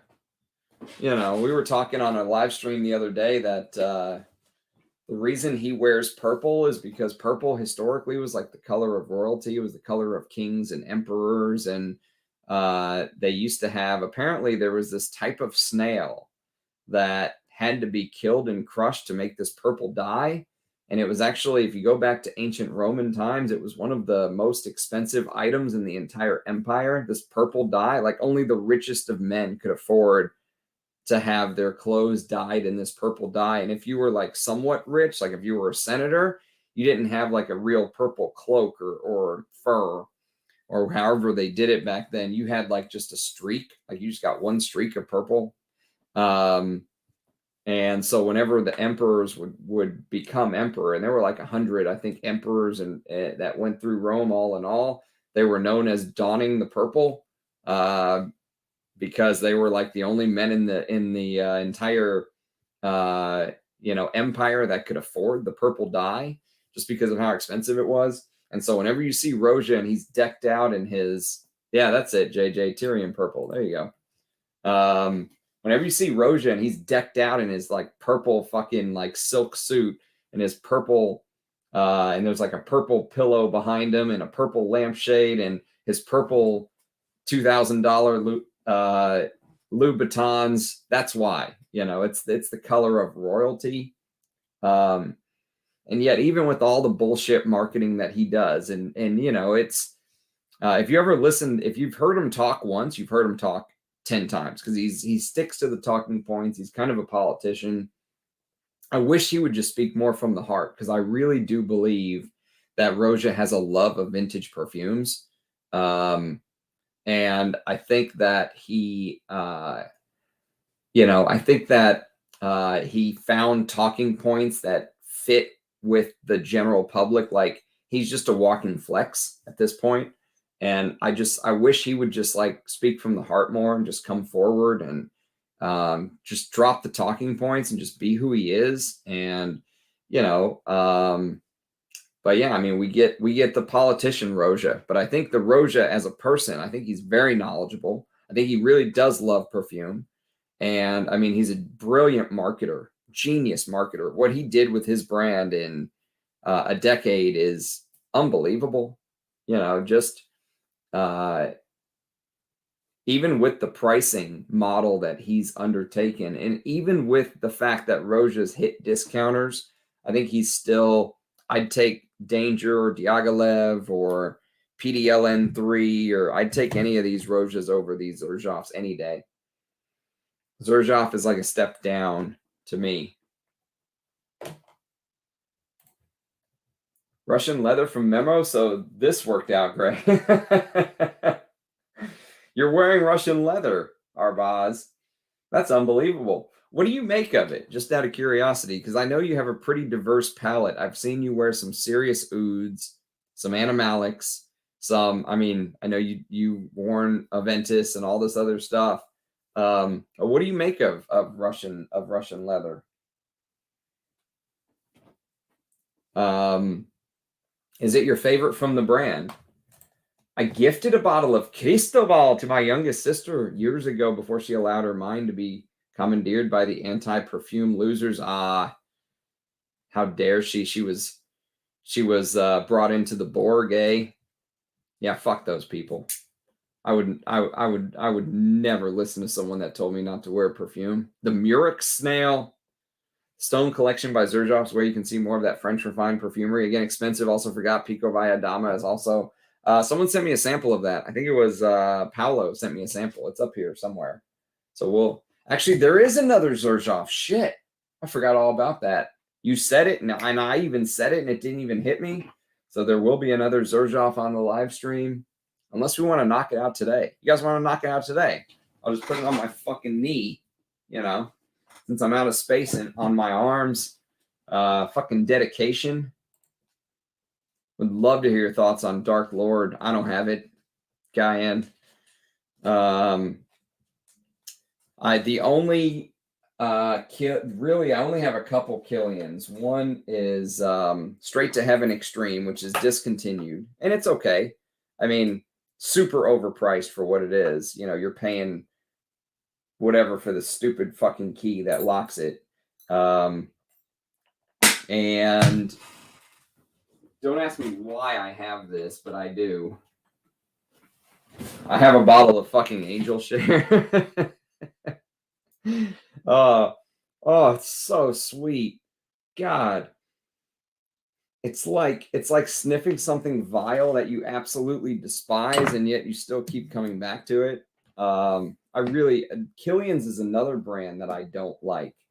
We're hitting all my brands that I don't like today.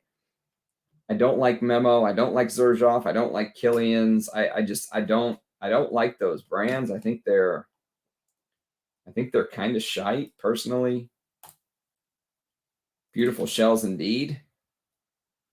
I heard it's a great aldehydic scent. Someone compared it to number 5. Hey, Germs. What's up, man?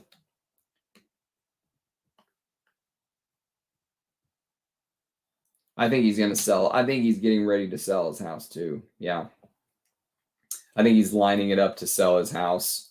It's kind of a similar structure that Creed used. They, or a similar, like, you know, because I swear those Creeds, right before it was announced that Olivier Creed sold his house to BlackRock, like the quality just went into the floor and the price went way up. And I think he was just trying to squeeze as much money out of BlackRock as he could to prove that, hey, look how much revenue we're getting. But it wasn't sustainable because they were living off of the backs of their, you know, name and reputation. And the people were just kind of waking up to what was going on.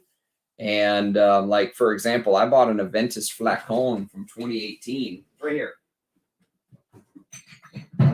Just in case those of you who think I'm full of shit, this is a 2018 Aventus flacon that would literally disappear off of my skin in 30 minutes. Like, no shit. Not like exaggeration, not hyperbole. Gone. 30 minutes, gone. It smelled like a mixture of, it smelled kind of like Aventus cologne, but it's not. It was Aventus, and I didn't get this from some secondary market thing. I bought this from the Creed, like, boutique, from the fucking boutique. Well, they shipped it to me, but I bought it from the boutique. And I have, after this, until Creed comes forth and gives me an apology, I will never, ever, ever buy another Creed. New. I'll buy old Creeds, but new Creeds, done. They completely lost my trust. So in 2018, 2017, when Olivier Creed was trying to, like, ramp up the sales to prove to BlackRock that it was worth $1 billion, which is still can't believe Olivier Creed got $1 billion fucking dollars. He was doing it like on the backs of the reputation of his house because he knew he was out. He didn't care, you know. And Roja, I'm not saying he's at that point, but you're starting to see the shift away from, you know, the fragrances that were $1,750, like Chypre Extraordinaire and Great Britain. He's lowered the price to $750. He just knocked off $1,000 like that. He's now starting to release stuff like Apex, and it's more mainstream.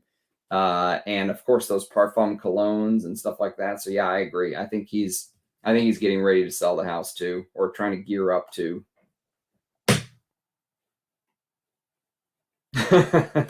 You think so? Pikovaya Dama is one of the few Xerjoff fragrances that I have. I really like it. Interesting. Thanks for the Neroli Ultra Noir sample today, Miss Jefferson. In my Mexican Facebook groups, they don't understand why I always talk bad for Xerjoff. They will with the time, I'm sure. Yeah, you're just ahead of the curve, Omar. Guyan Dark Lord is basically Gucci Guilty Absolute repackaged as a shiny black bottle. Yeah, just buy this, Guyan. You can still get this bottle right here. This is a 90 ml bottle. You can get it for $100 or less. I think you can still get the 150s for like 125, 130. Grab them while you can. Run, don't walk. Don't let future regret play a role. It's in the vein of number 5, but Guerlain Angelique Noir, a recent purchase, which is coming off pretty amazing. I've heard good things about Angelique Noir. I've heard good things about Angelique Noir. I don't think I've ever smelled it, though.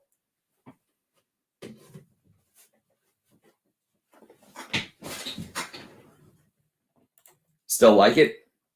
You had no idea Roja was gay. Pikovaya Dama Iris. Get it, punk? Yeah. Kilian grates me too. Good morning. Good morning, Christoph. I assume you're not going to work today, my friend. It's a Sunday. What's been sniffed so far? We have Luxor Oud by Memo, which is just a boring rose oud. We have Irish Leather by Memo, which is kind of a, I don't know what it is. It's like a spicy, I compared it maybe a little bit to 34 Boulevard Saint Germain by the Eau de Parfum. But it's a little bit more, I don't know, it's a little bit maybe like juniper freshness thing that you don't really get with 34, but I don't think it's a very good fragrance. Kind of boring designer. And then we had the African Leather, which is probably my favorite of the three. African Leather is like a spicy leather, not worth the hype, but I don't hate it. It's not unique luxury, I'll tell you that. And then we just put Uden not Overdose, the original Uden from 2007 on. And it just has that kind of Xerjoff sweetness to it that I really don't like. You're literally breaking my bank account. I found that Tom Ford Extreme and jumped, you bastard. You lucky bastard. I want it. Split it with me. Sense of the day, nothing. I've literally just woke up. Good to have you, Andy. Glad you're here, man. Can't wait for you to find out what I bought. Don't say it. Don't fucking say it if you know. We'll watch with Decas funeral later. Oh, it's going to be like that, eh?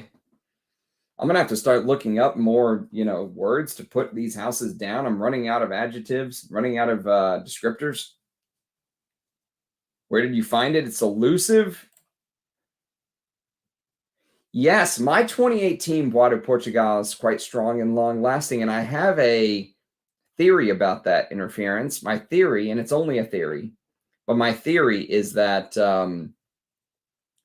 that fragrance was made when Pierre Bourdon was at Takasago, and I think Takasago is still the one supplying the oils for Bois de Portugal, and I think that Takasago still, takes some pride in their work. That's my guess. That's my guess. I did test Aventus 2021 with my uncle, and he literally could not smell nothing after 10 minutes of spraying, like 20 sprays. Was not only me. Yeah, no, same thing for me with my 2018 batch. Atrocious. I mean, beyond atrocious. I ran through 250 mils in under a year. I would just spray the holy shit out of it, and it would be gone. Between the time I put it on and the time I would get to work, they couldn't smell me. Like, it was just gone. And I'm talking like spray, like you can see the juice on your hand and neck and touching your clothes, gone. So fuck them for that.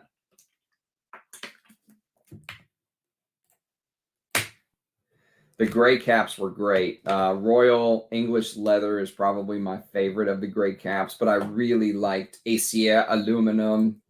Thank you. That's very kind of you. Wait, what? No, Dark Lord is sweet too. Is it sweet? Okay. Good to know. To me, it's a leather fougere for modern man. Piney, leathery scent inspired from the classics, but it is the best Russian leather out there? No. But the best out there of the leathers from Memo. Is it? Okay. Interesting. Okay. Good to know. I regret not picking up Angelique Noir before they went to the current bottles. Yeah, I really don't like the current bottles. Kilian Le Vert is the best from the line. I think people say it's a bit too sweet too, but I really like it with the anise licorice green accords. I'll probably pick it up at some point. Yeah, I've never smelled it, but do it. You want to do Pikovaya Dama today too? All right, let's see. Whoops, that's not it. Here you are. Pikovaya Dama. Here you are. All right, we'll add you to the list, buddy. You just got added. You're a late addition. You're a substitute off the bench. Now checking into the game, Pikovaya Dama.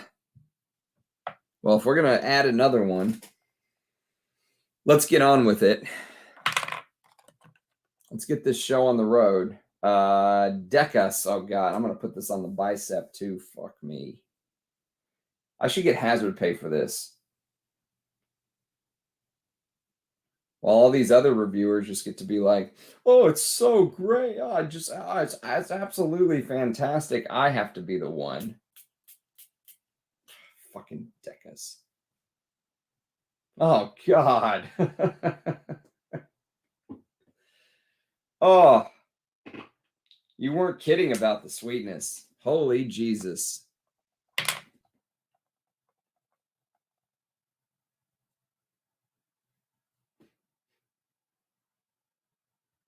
Cupcake sweet.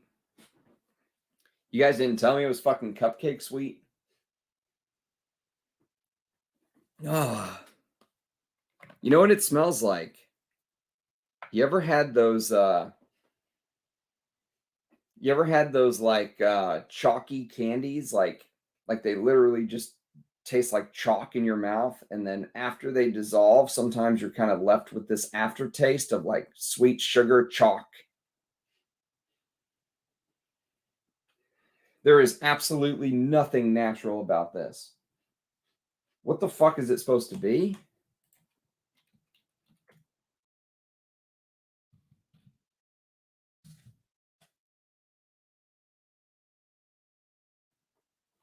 Calabrian Mandarin Orange. Yeah, okay. Tuberose. Tobacco. Florentine Iris. Apopanax. Benzoin. Balsam, musk, and bourbon vanilla. It just smells like a fucking candy. It smells like one of those chalky candies. On Valentine's Day, that's it. On Valentine's Day when you get those fucking hearts, those like chalky hearts, that's it. It's the red one in particular. It's the red chalky heart on Valentine's Day. Oh shit. That is horrendous. Xerjoff should be ashamed of themselves. People actually buy this shit. Let's see what Xerjoff's website has to say.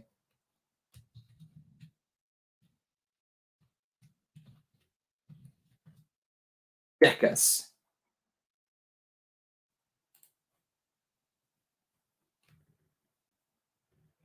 €245 for 100 mils. Decas celebrates 10 years since the release of the first perfume in the Xerjoff 1861 collection and invokes an inspiring mood with zesty notes of Calabrian Mandarin. Intriguing and opulent, top notes of tuberose and tobacco lead the nose towards a heart of Italian orris and rich ceremonial benzoin, emulating the regal atmosphere of historic Italy. Smoky, soft apopanax warms at the heart of the fragrance, whilst notes of musk, balsam, and vanilla provide a grounding base. Shite. That is shite. I recovered, yes. I mean, you should have seen me in the shower this morning. I was fucking just scrubbing away, like scraping off skin, And whenever I got off, I could still smell the amber woods from that unique luxury brand. Talking Taco says, yes, do it. They're absolutely, go watch my live stream from yesterday if you want to laugh. It's 2.5 hours of just, I went through 14 fragrances yesterday and it was shit. They're a Turkish brand. They're the only brand that started out as a fragrance brand and turned into a comedy yesterday. This is some of the worst. Literally, I can smell amber woods just emanating from inside of the box. Just emanating. Oh, I need to wrap this in a hazmat like package and just throw it in the river.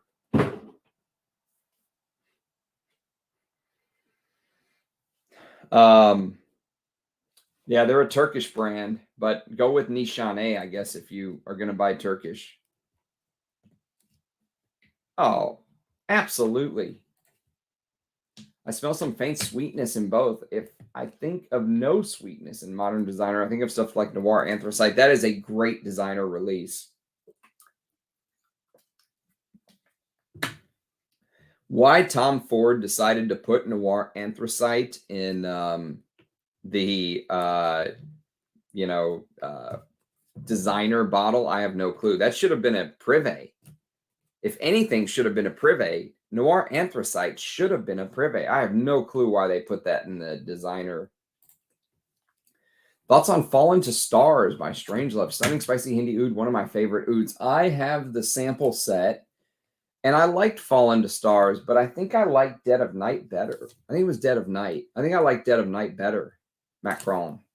But Elizabeth Gaines said she would come on the channel for an interview one of these days, just a matter of when. But we're going to have Clandestine Laboratories on. We're going to have Mark Sage on Wednesday at 4 to 4:30 Central Time. So yes, as good a theory as any, right? Yeah, it's really good. It's one of my favorite lavender scents of all time. We'll save Pikovaya Dama. I've been on a spending spree and also have some things coming from France and one from Kazakhstan. Kazakhstan, dude, that's kind of scary, man. Good night, man. Thanks for being here, JJ.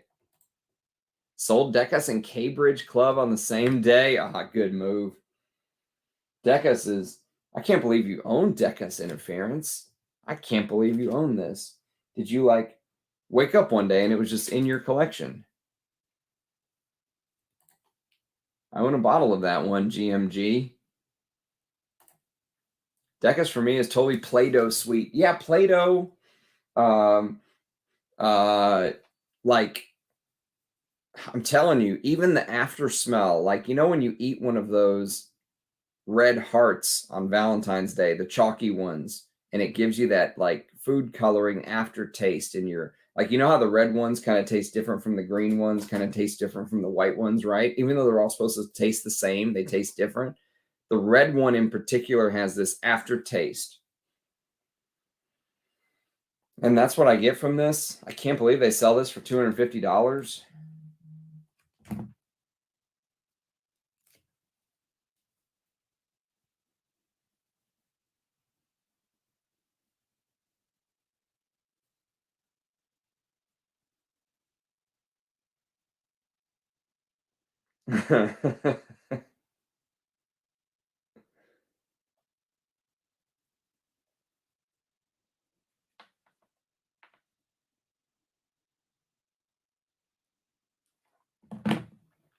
Yes, they say tobacco. That's true. I don't see tobacco at all. I don't get any tobacco.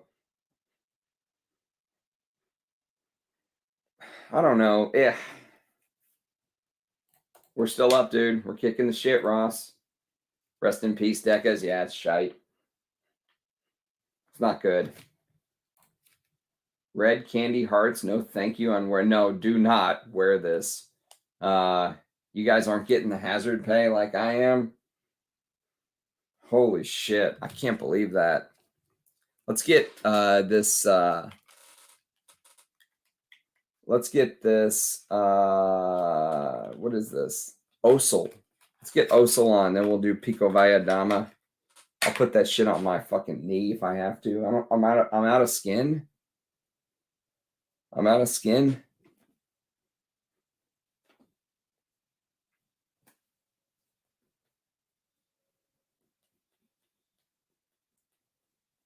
Oh no. Oh no. Fuck you, Xerjoff. Okay? Fuck you for this and your shitty fucking samples. You should be able to do better than this, Xerjoff. How are you gonna put a $300 fragrance in this? Ah, it worked. And doesn't work again. You bastard.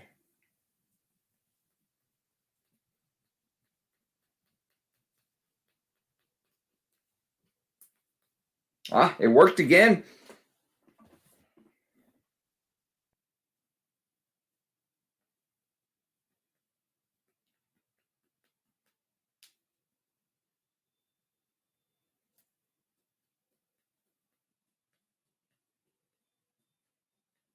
It's not spraying.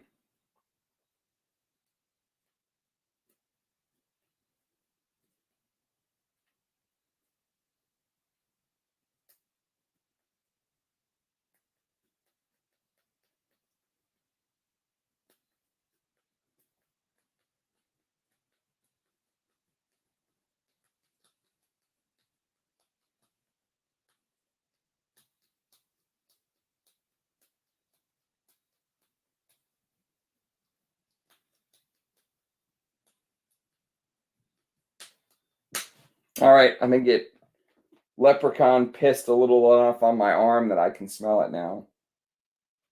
You should be ashamed of yourself, Xerjoff. Cheap bastards. Put it in a real, you know, atomizer, not these. You can afford better than these, Xerjoff.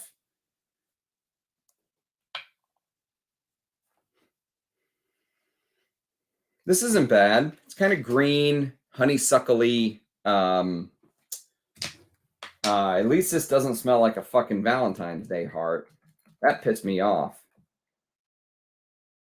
It turned Ram into Angry Ram. This is from 2009. And Oesel says, a floral sweet fragrance with orange blossom, Paraguayan petitgrain, lemon, acacia, jasmine sambac, Bulgarian rose, cedarwood, tobacco flower, patchouli, and amber. This is probably my favorite of the bunch just because it kind of smells like something real. Even though it's sweet, the florals kind of smell real in Oesel.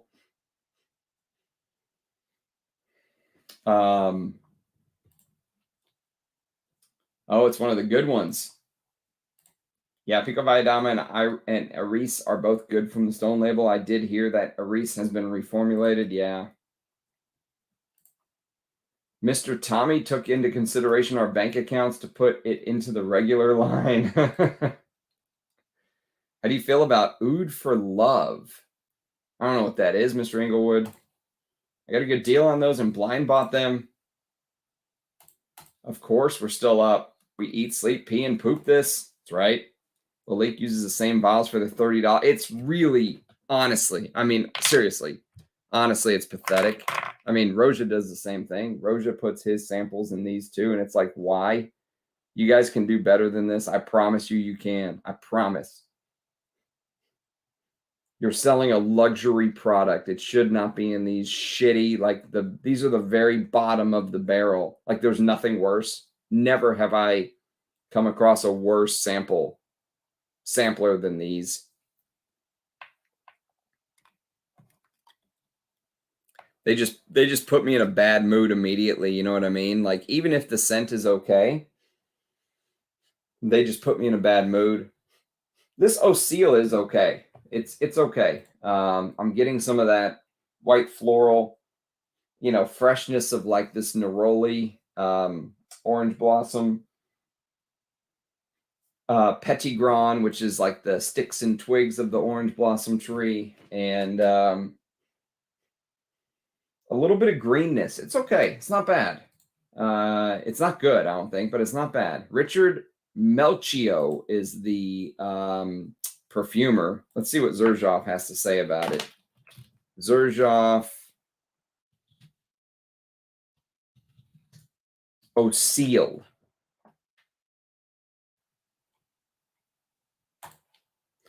Oesel is 235 euros for 50 mils. Experience the timeless sophistication of Oesel. Okay. A fresh floral scent underpinned by a warm patchouli and cedar wood base. Created by Xerjoff's master perfumers, This elegant scent offers a unique take on traditional floral blends with top notes of zesty lemon and orange flowers, leading the nose to a heart of Bulgarian rose, acacia flowers, and jasmine sambac. Elegant and refined, Oesel takes its name from a meteorite that showered over Estonia in the mid-19th century. This perfume is presented in a crystal flacon and enthroned in a leather box embedded with a fragment of meteorite.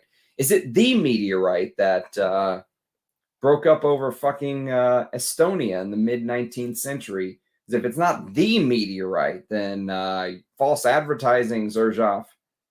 Maybe there's a meteorite bit stuck in that sample. It's from the older collection. It's not bad. It smells like something I've smelled before, but I can't remember what it is. I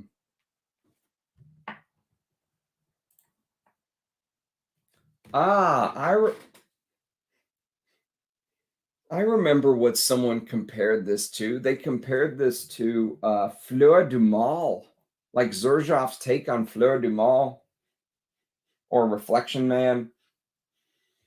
Reflection Man's much better to me, though. Have you tried Orto Parisi? Which do you like? I like Sturgis, and I like Quoium. That's the leather one. I think Sturgis is my favorite so far.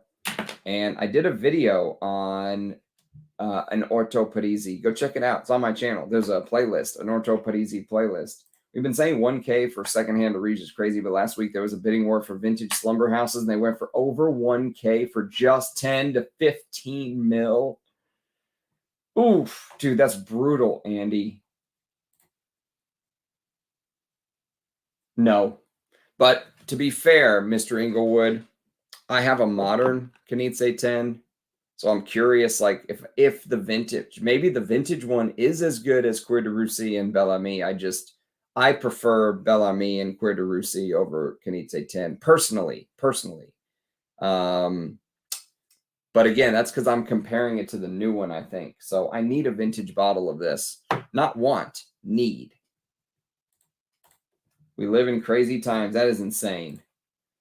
What do you make of the Louis Vuitton line? $400 for a complete line of new fragrance. Yeah, Louis Vuitton is LVMH. It's the same shit. I mean, honestly, what I make of it is it's LVMH doing the same shit LVMH does.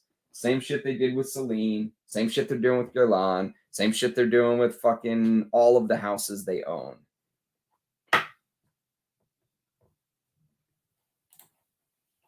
Ah, interesting. You got the vintage. Let me know how it turns out, man. Yeah, if you're going to buy the Louis Vuitton line, there's a couple that I would recommend, and you can just... I have a video on one Louis Vuitton fragrance called Fleur du Désert, I think.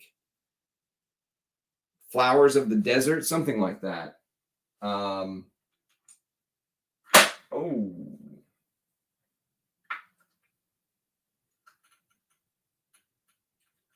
Sorry, we had a mishap there.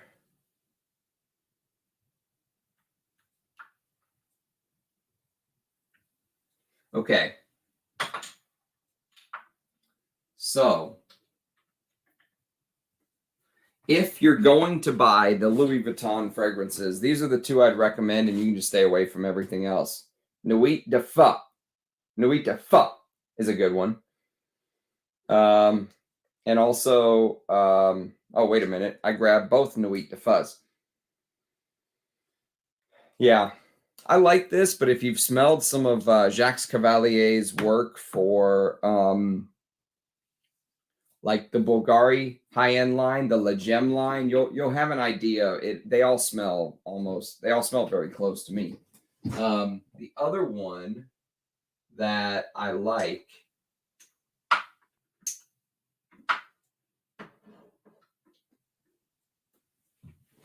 is called Ombre Nomad. So Ombre Nomad and Nuit de Feu are the two that I would kind of go for. Everything else I've smelled from them it's LVMH doing LVMH things. And you can see I don't have a full bottle. I have decants because fuck that.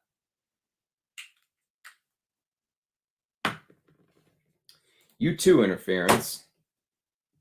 I'm Texan, dude. It's my right. It's my God-given right to mispronounce shit. Saw that Hermes family portrait today. Thank you. Thanks, Stephs. It's one of the best brands. One of my favorite brands, like as far as like the loves. There's so many good fragrances in that collection. They're amazing. All right, so Oesel, imagine like a greener take on Fleur de Mal.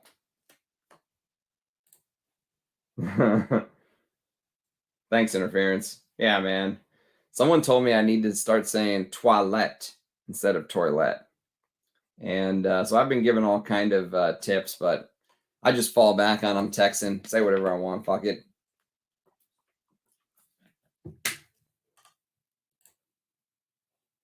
La Immensite is a guilty pleasure in 100-degree weather from Louis Vuitton. Never smelled it? No, I've never smelled it. All right, let's put this Pikovaya Dama on skin. Where am I going to put it? Where did it go? Ah, here it is. Where am I going to put it? I guess we're going to have to go knee. You guys want to go knee? Knee with me.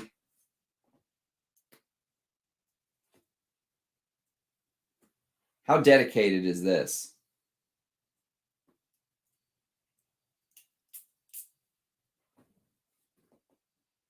Pikovaya Dama.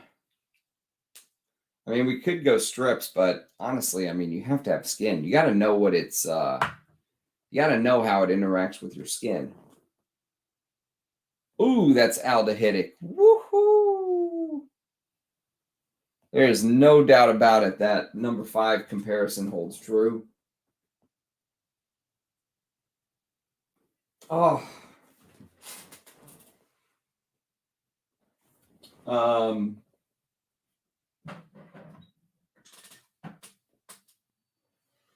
So yeah, there is a little bit of this number 5.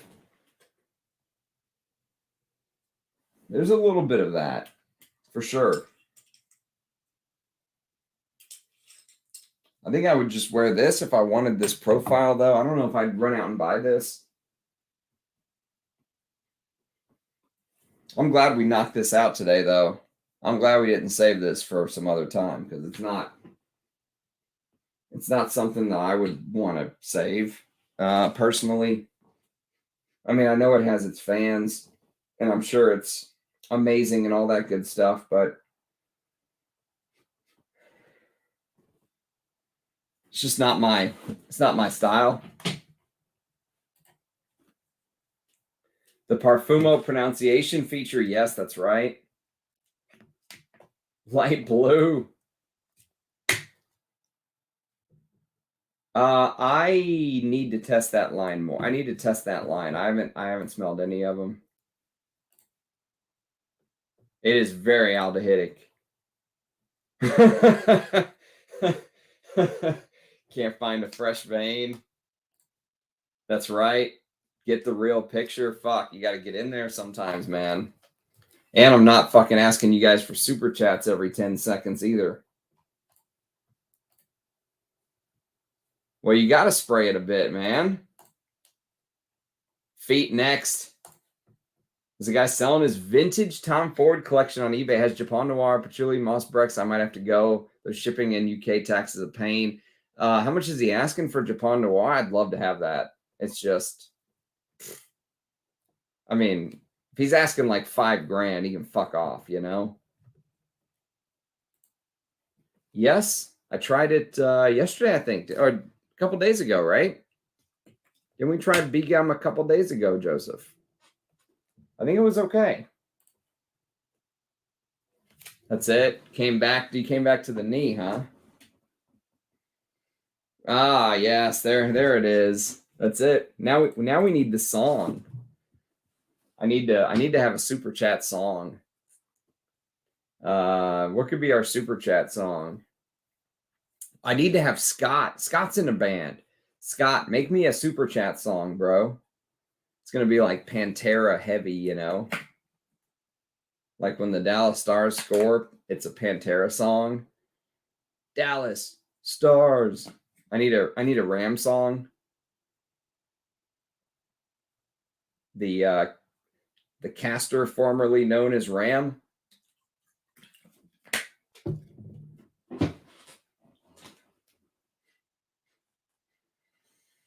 This isn't bad. It's just not my thing. It's not my thing. I just think none of the Xerjoffs are my thing. I shouldn't, as I've just picked up a couple discontinued Tom Ford drumming bottles at retail and direct from a genuine UK wholesale. Those scare the shit out of me to buy. Like, I mean, like, though you see them on eBay and stuff, fuck that. No way would I ever buy those. But if you got them from a genuine UK wholesaler, that's different. But yeah, those drumming bottles, that just seems way too easy to you know, to fake. For the culture, I love it.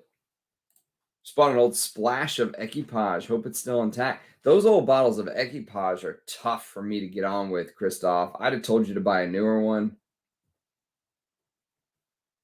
Yes, Pantera does rule. We need a Ram Super Chat song. I would never buy a drumming bottle. Just doesn't look like they will keep. Scares me. Honestly, they scare me. You just got to know what to look for, I think, Daniel. Oh, easy to contaminate. I didn't think about that. I did not think about that. Why do you say that, by the way, interference? Just because they're like a splash.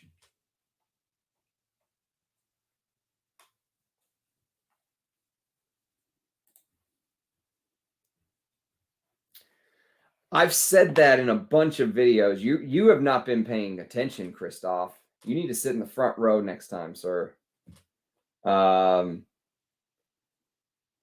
Yes, the vintage Equipages have something about them that just puts me off.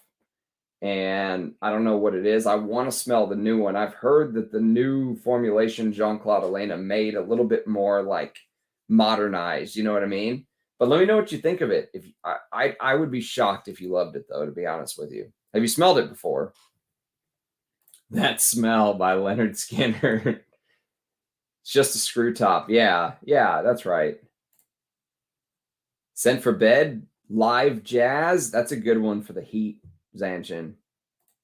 eBay is fun for fragrances, sketchy, but is a good way to find hidden. You just got to know what to look for. And honestly, if you buy from people that have a good reputation, like they have a lot of you know, feedback and stuff like that, they don't want to lose that. They're not going to sell. It's the people that have no feedbacks and they just started their account and all that. Labs use drumming bottles. That's right. Tom Fords are being bid on, and the Japon Noirs at 700 for 50 mil. Fuck that, dude. No way. No, I did not. I still can't believe there's a Imomi Xerjoff song. All right, Christoph, go to the chalkboard. Give me 50. I will listen when Ram speaks. Go. Oh, going in blind. Oh, shit. I don't know, man. I have a bad feeling about this one. Let me know what you think, though. You might love it. For me, it's a tough one. It really is. There's just something about it that gives me. Today I said there was something ancient about it, almost like, but ancient in like a rotting way, not in a good way.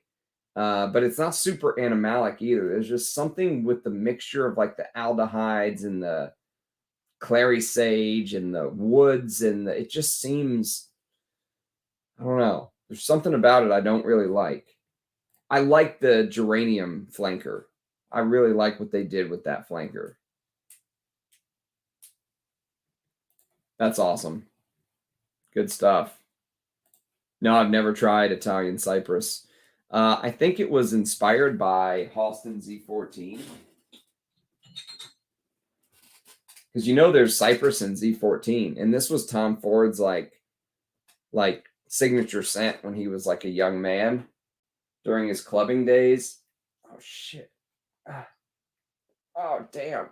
Someone come open this for me. It's just such a small little cap. Fuck you, Z14. How dare you?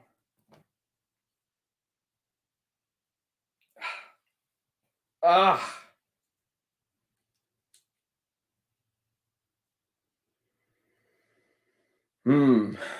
Italian Cypress, I think, is supposed to be a take on Z14, if I'm not mistaken. I gotta watch how tight I close this thing.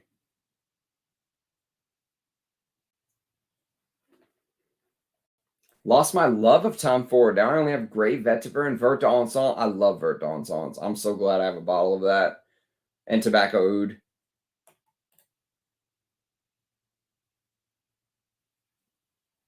Yeah, it is. There's not very much demand for it. It's a tough one to love, isn't it? Even as a vintage lover, I think it smells old. I think it smells kind of old manish, you know? Kind of like nursing home-ish. Has a little bit of that, you know, stale piss vibe. A little bit of that you pissed in the bedpan in the middle of the night and just left it there feeling, you know.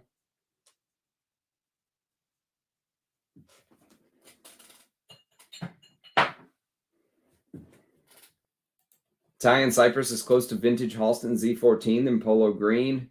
Ah, okay. Yeah, we're in the same boat, Arbaz. I thought so too. Tobacco Oud. Yeah, you need to love Tobacco Oud. Memo Paris, I don't like. Well, you're in the right place, Riemann. Rumond. I didn't mind this African leather, believe it or not. Shocking that this is the one that's hyped because it has this very challenging, I would say, interplay of spices. So yes, sniffing too much. Oh, well, I'll tell you what really weakened the body was sniffing this shit. Oh my God. This is, if you have an enemy, you give me their address, I'll send them this. They'll be done. The only reason that I'm back the day after is because I've got some strong fortitude. I built up a immunity.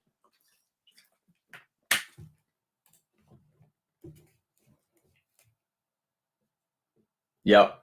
No one ever did. Yeah, exactly. Yeah, I wouldn't mind a bottle of Italian Cypress.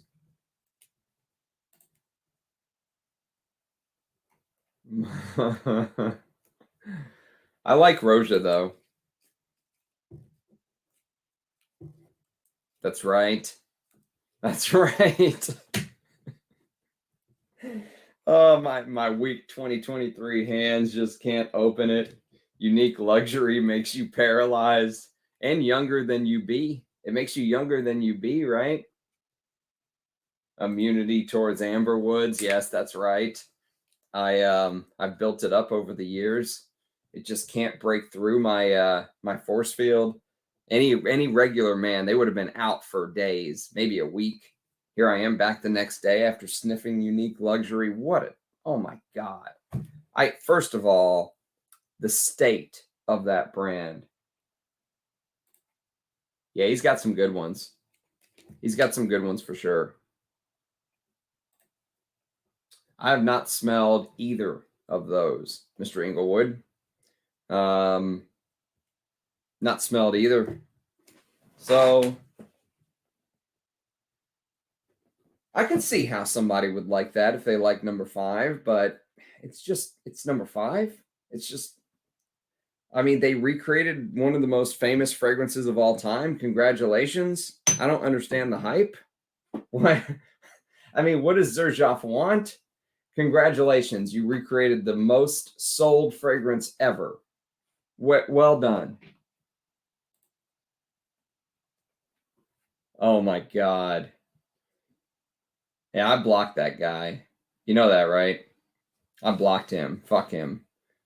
I think he was like someone else that I ended up blocking. I'm thinking, you know what I'm thinking? I have a theory that that person was the same person that had that stupid Jeddy bottle that was talking shit that made a new account because I blocked the guy with the Jeddy bottle or gal, whoever it was, and they came back as a Tuscan pleather. I blocked him today too. Started talking shit to me, said that I could get you to defend me, and that pissed me off. So I just blocked his ass. You know, when I first started this whole thing, I was like, I'm never gonna block anyone. Like, let them say whatever they want. And then after like a couple back and forths with some dumbasses, I was like, fuck these people. Like, if they just give me shit, I'm just blocking them. Fuck them. If they care enough, they can open up another fake account, then I'll block them again. No, not the PDM guy. This is someone who was. There was a guy who he left a comment in a previous video saying that the Chanel Antaeus that I got from the 80s was fake, which it wasn't. And then he said that the opium bottle that Cullen from Japan sent me was fake because there's no tassel on it, and the tassels only come on the parfums, not the eau de toilettes. So he started saying everything's fake, and then he got pissed off because I was talking shit about unique luxury, and so he got blocked. I like Roja Elysium Parfum Cologne, but smelling it today reminds me a lot to Office for Men, and that confused me because I didn't like that one. Yeah. I don't like Penhaligon's either, mate. Although they have a recent release called Petra. And being I was born in Jordan, I kind of want to try Petra. I think it was that guy too, just like the way he wrote and the style of writing, that I kind of started thinking that later. Glad I only bought Kute. Kute actually wasn't that bad. It was probably one of the better of the bunch. Kute or Wood Mood. They're just like making shit up. Wood. I haven't laughed so hard. Oh man. I mean, a blocking bonus. Oh, it's good stuff. I feel like I really accomplished something today. 2 super chats. Holy shit. Good times. Next time I'm going to put some perfume on my feet. Sad, got to block people while discussing fragrances. I just can't put up with the shit anymore. You know what I mean? Everything is fake. It does feel that way, doesn't it? I love it too. Yeah, I love Fetiche Pour Homme. Paolo, who sent me some of these samples, is lucky enough to have a paper label version of Fetiche Pour Homme, the lucky dog. But I really like Fetiche Pour Homme. I love Diaghilev. I like Danger Pour Homme. I like Oligarch, which is discontinued now, you know, because it offended somebody.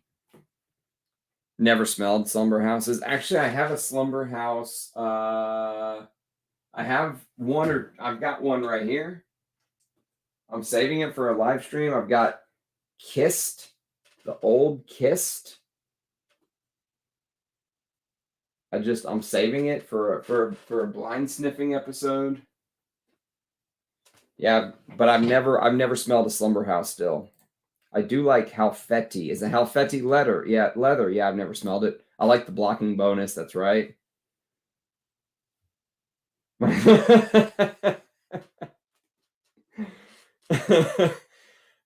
the best way to super chat. That's the best way to super chat because then you get the credit of the super chat, but then you don't have to pay it. It just bounces. Fuck it.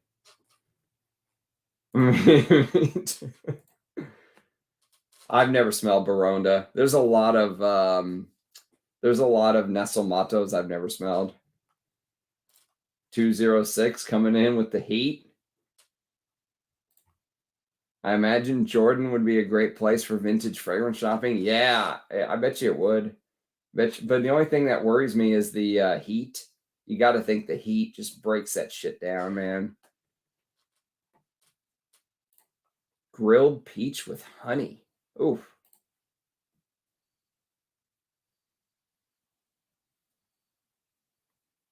I think there was a Parfum release. I think it actually happened. I don't think they put it on hold before the Parfum release happened. I think it happened, dude. I think they put it out.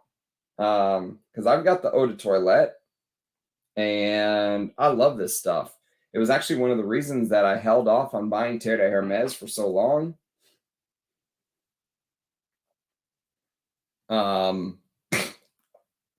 Amazing fruity chypre. I love this stuff.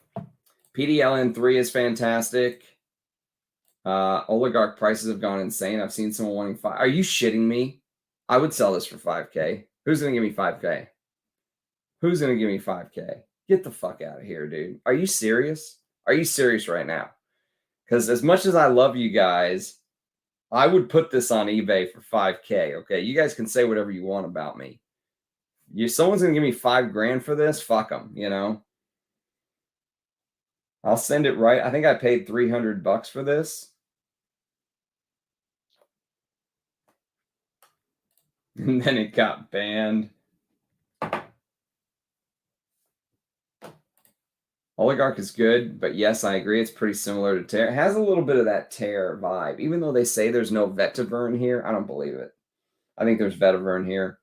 Have you tried Cuir Majest from Armani? No. No, I haven't tried many Armani Privés, actually. It's not a brand I rate. I was going to buy Max Aromas, but too expensive from him. What's Max Aromas? It's got Icon vibe. Yeah, a little bit. I've always thought Icon had Terre vibes, to be honest with you. Stream numbers went up as time has gotten later. Well, it's because Europe is waking up. Yeah, it's almost 1 o'clock here in Texas. You give me 5K for taking your Roja. I would say you're smart. Yes. You can buy PDV 23, almost the same, but I don't think a lot of people know that. Yeah.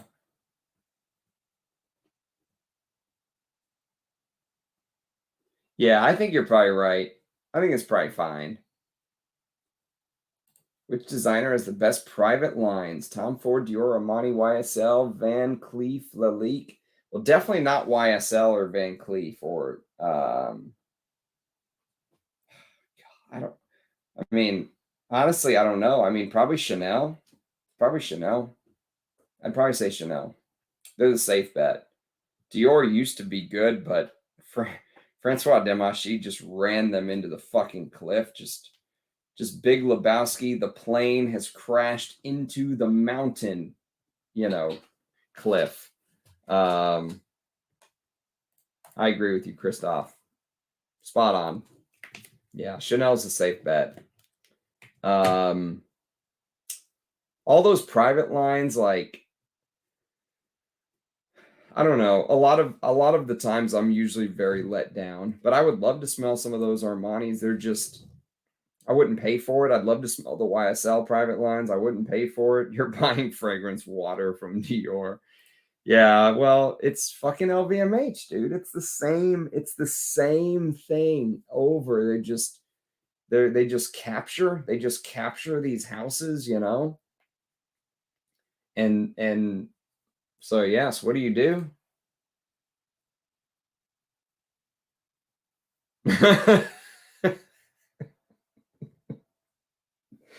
Oh, that's so spot on, dude. That is so spot on. Actually, there's one. There is one. I'll give them one. They have Bois d'Encens. They have a good natural smelling incense fragrance that lasts about an hour to 2 hours.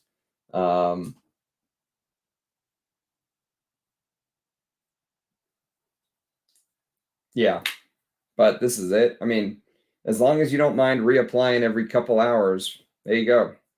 This is a 2014 bottle. Maybe I'll put this shit on eBay for $5,000. If people are paying $5,000 for bottles, I'll fucking put my whole collection up. Fuck. But vintage Tom Ford is the problem, FCM. See, because the new Tom Ford's electric cherry smoke, get the fuck out of here, No. I mean, he just re-released Cologne Blanche and Eau Noir, and he took the food coloring out of Eau Noir. And, you know, whatever the last one was.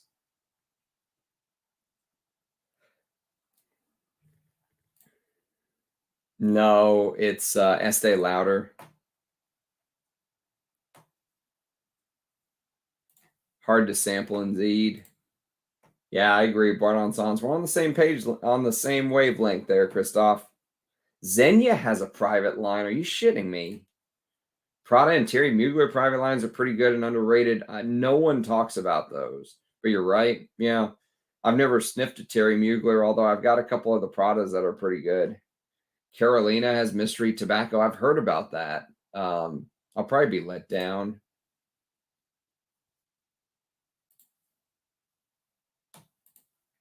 Nah, you don't want to smell Amani private line. It's basic sense with amber woods. Yeah, it's the same. It's the same thing everywhere. That's why I'm in love with fucking Russian Adam right now and his work.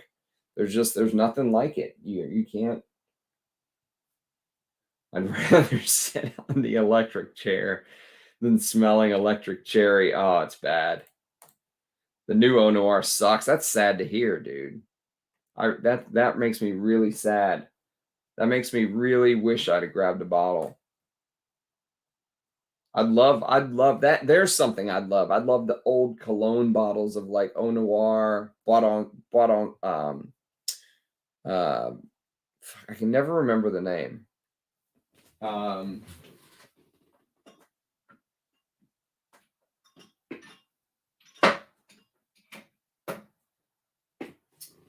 d'Argent. Bois d'Argent. This is a 2018 batch. I'd love like a cologne version of it from back in the day.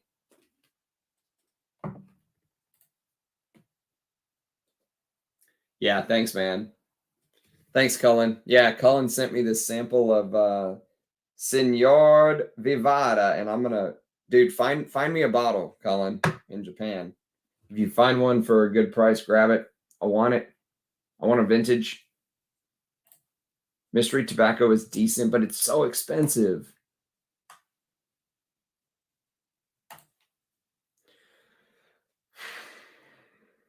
I honestly, I don't know. I don't know about Dior Homme Original. It's supposed to be, excuse me, the same, but are they close? I've never done a comparison. Red tobacco, but not a mess. Yeah. Sunshine Man. Yeah. That's the thing. That's the thing is I think Sunshine Man's better than Eau Noir anyways, but I still would have wanted a vintage Eau Noir now that they've just ruined it. Bois d'Argent. There you go.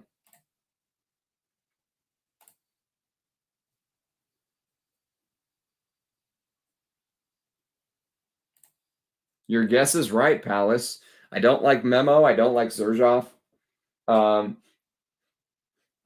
It was exactly as I expected.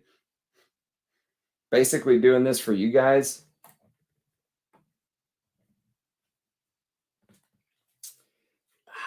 Yeah, I mean, if you're going to get the lyric man that has the name on the collar and on the side, yes, but don't get the new one. No.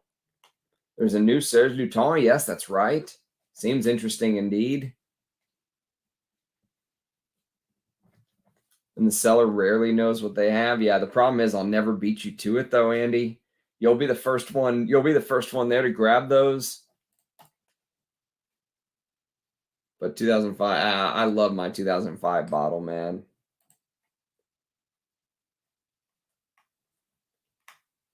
Ah, wow. I'm not here for Momo or jerk off.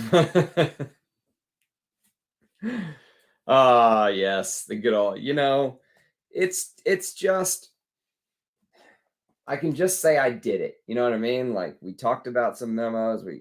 If people ask, did you ever talk about that Pikovaya Dama? They're hyping it. I can say, yes, I talked about it. Go check out my video. But honestly, I don't care. I don't care about this stuff. This stuff is,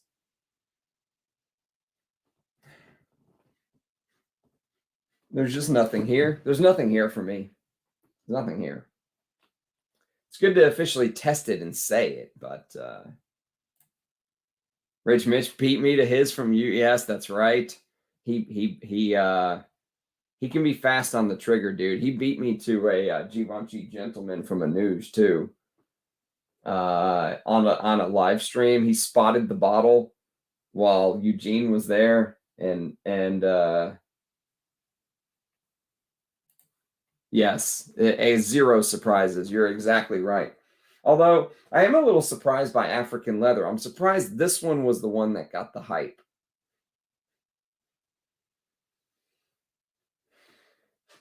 The late dry down or the later dry down hours into Irish Leather is actually the best part of the scent. Some of that boring pink pepper stuff from the beginning has worn off, I think. Well, it's 1 o'clock here, boys and girls, so I guess I better pretend to go get some sleep. I still got to put all this shit away, upload the video. You know, no rest for the wicked. No rest for the wicked. But you know what the best part about knocking these out right now is I get to put these somewhere else than up here. So they're no longer up there on the shelf anymore. They're going to go in some boxes that are up here that you guys can't see. And so we'll just continue to keep on keeping on, baby. We're going to continue to make a dent in these damn samples. So yes, lick the stream before you go. Thanks for being here. So I'm going to get some shut-eye. You guys have a good one. Good night, everyone. Cheers. I'll catch you next time. Bye.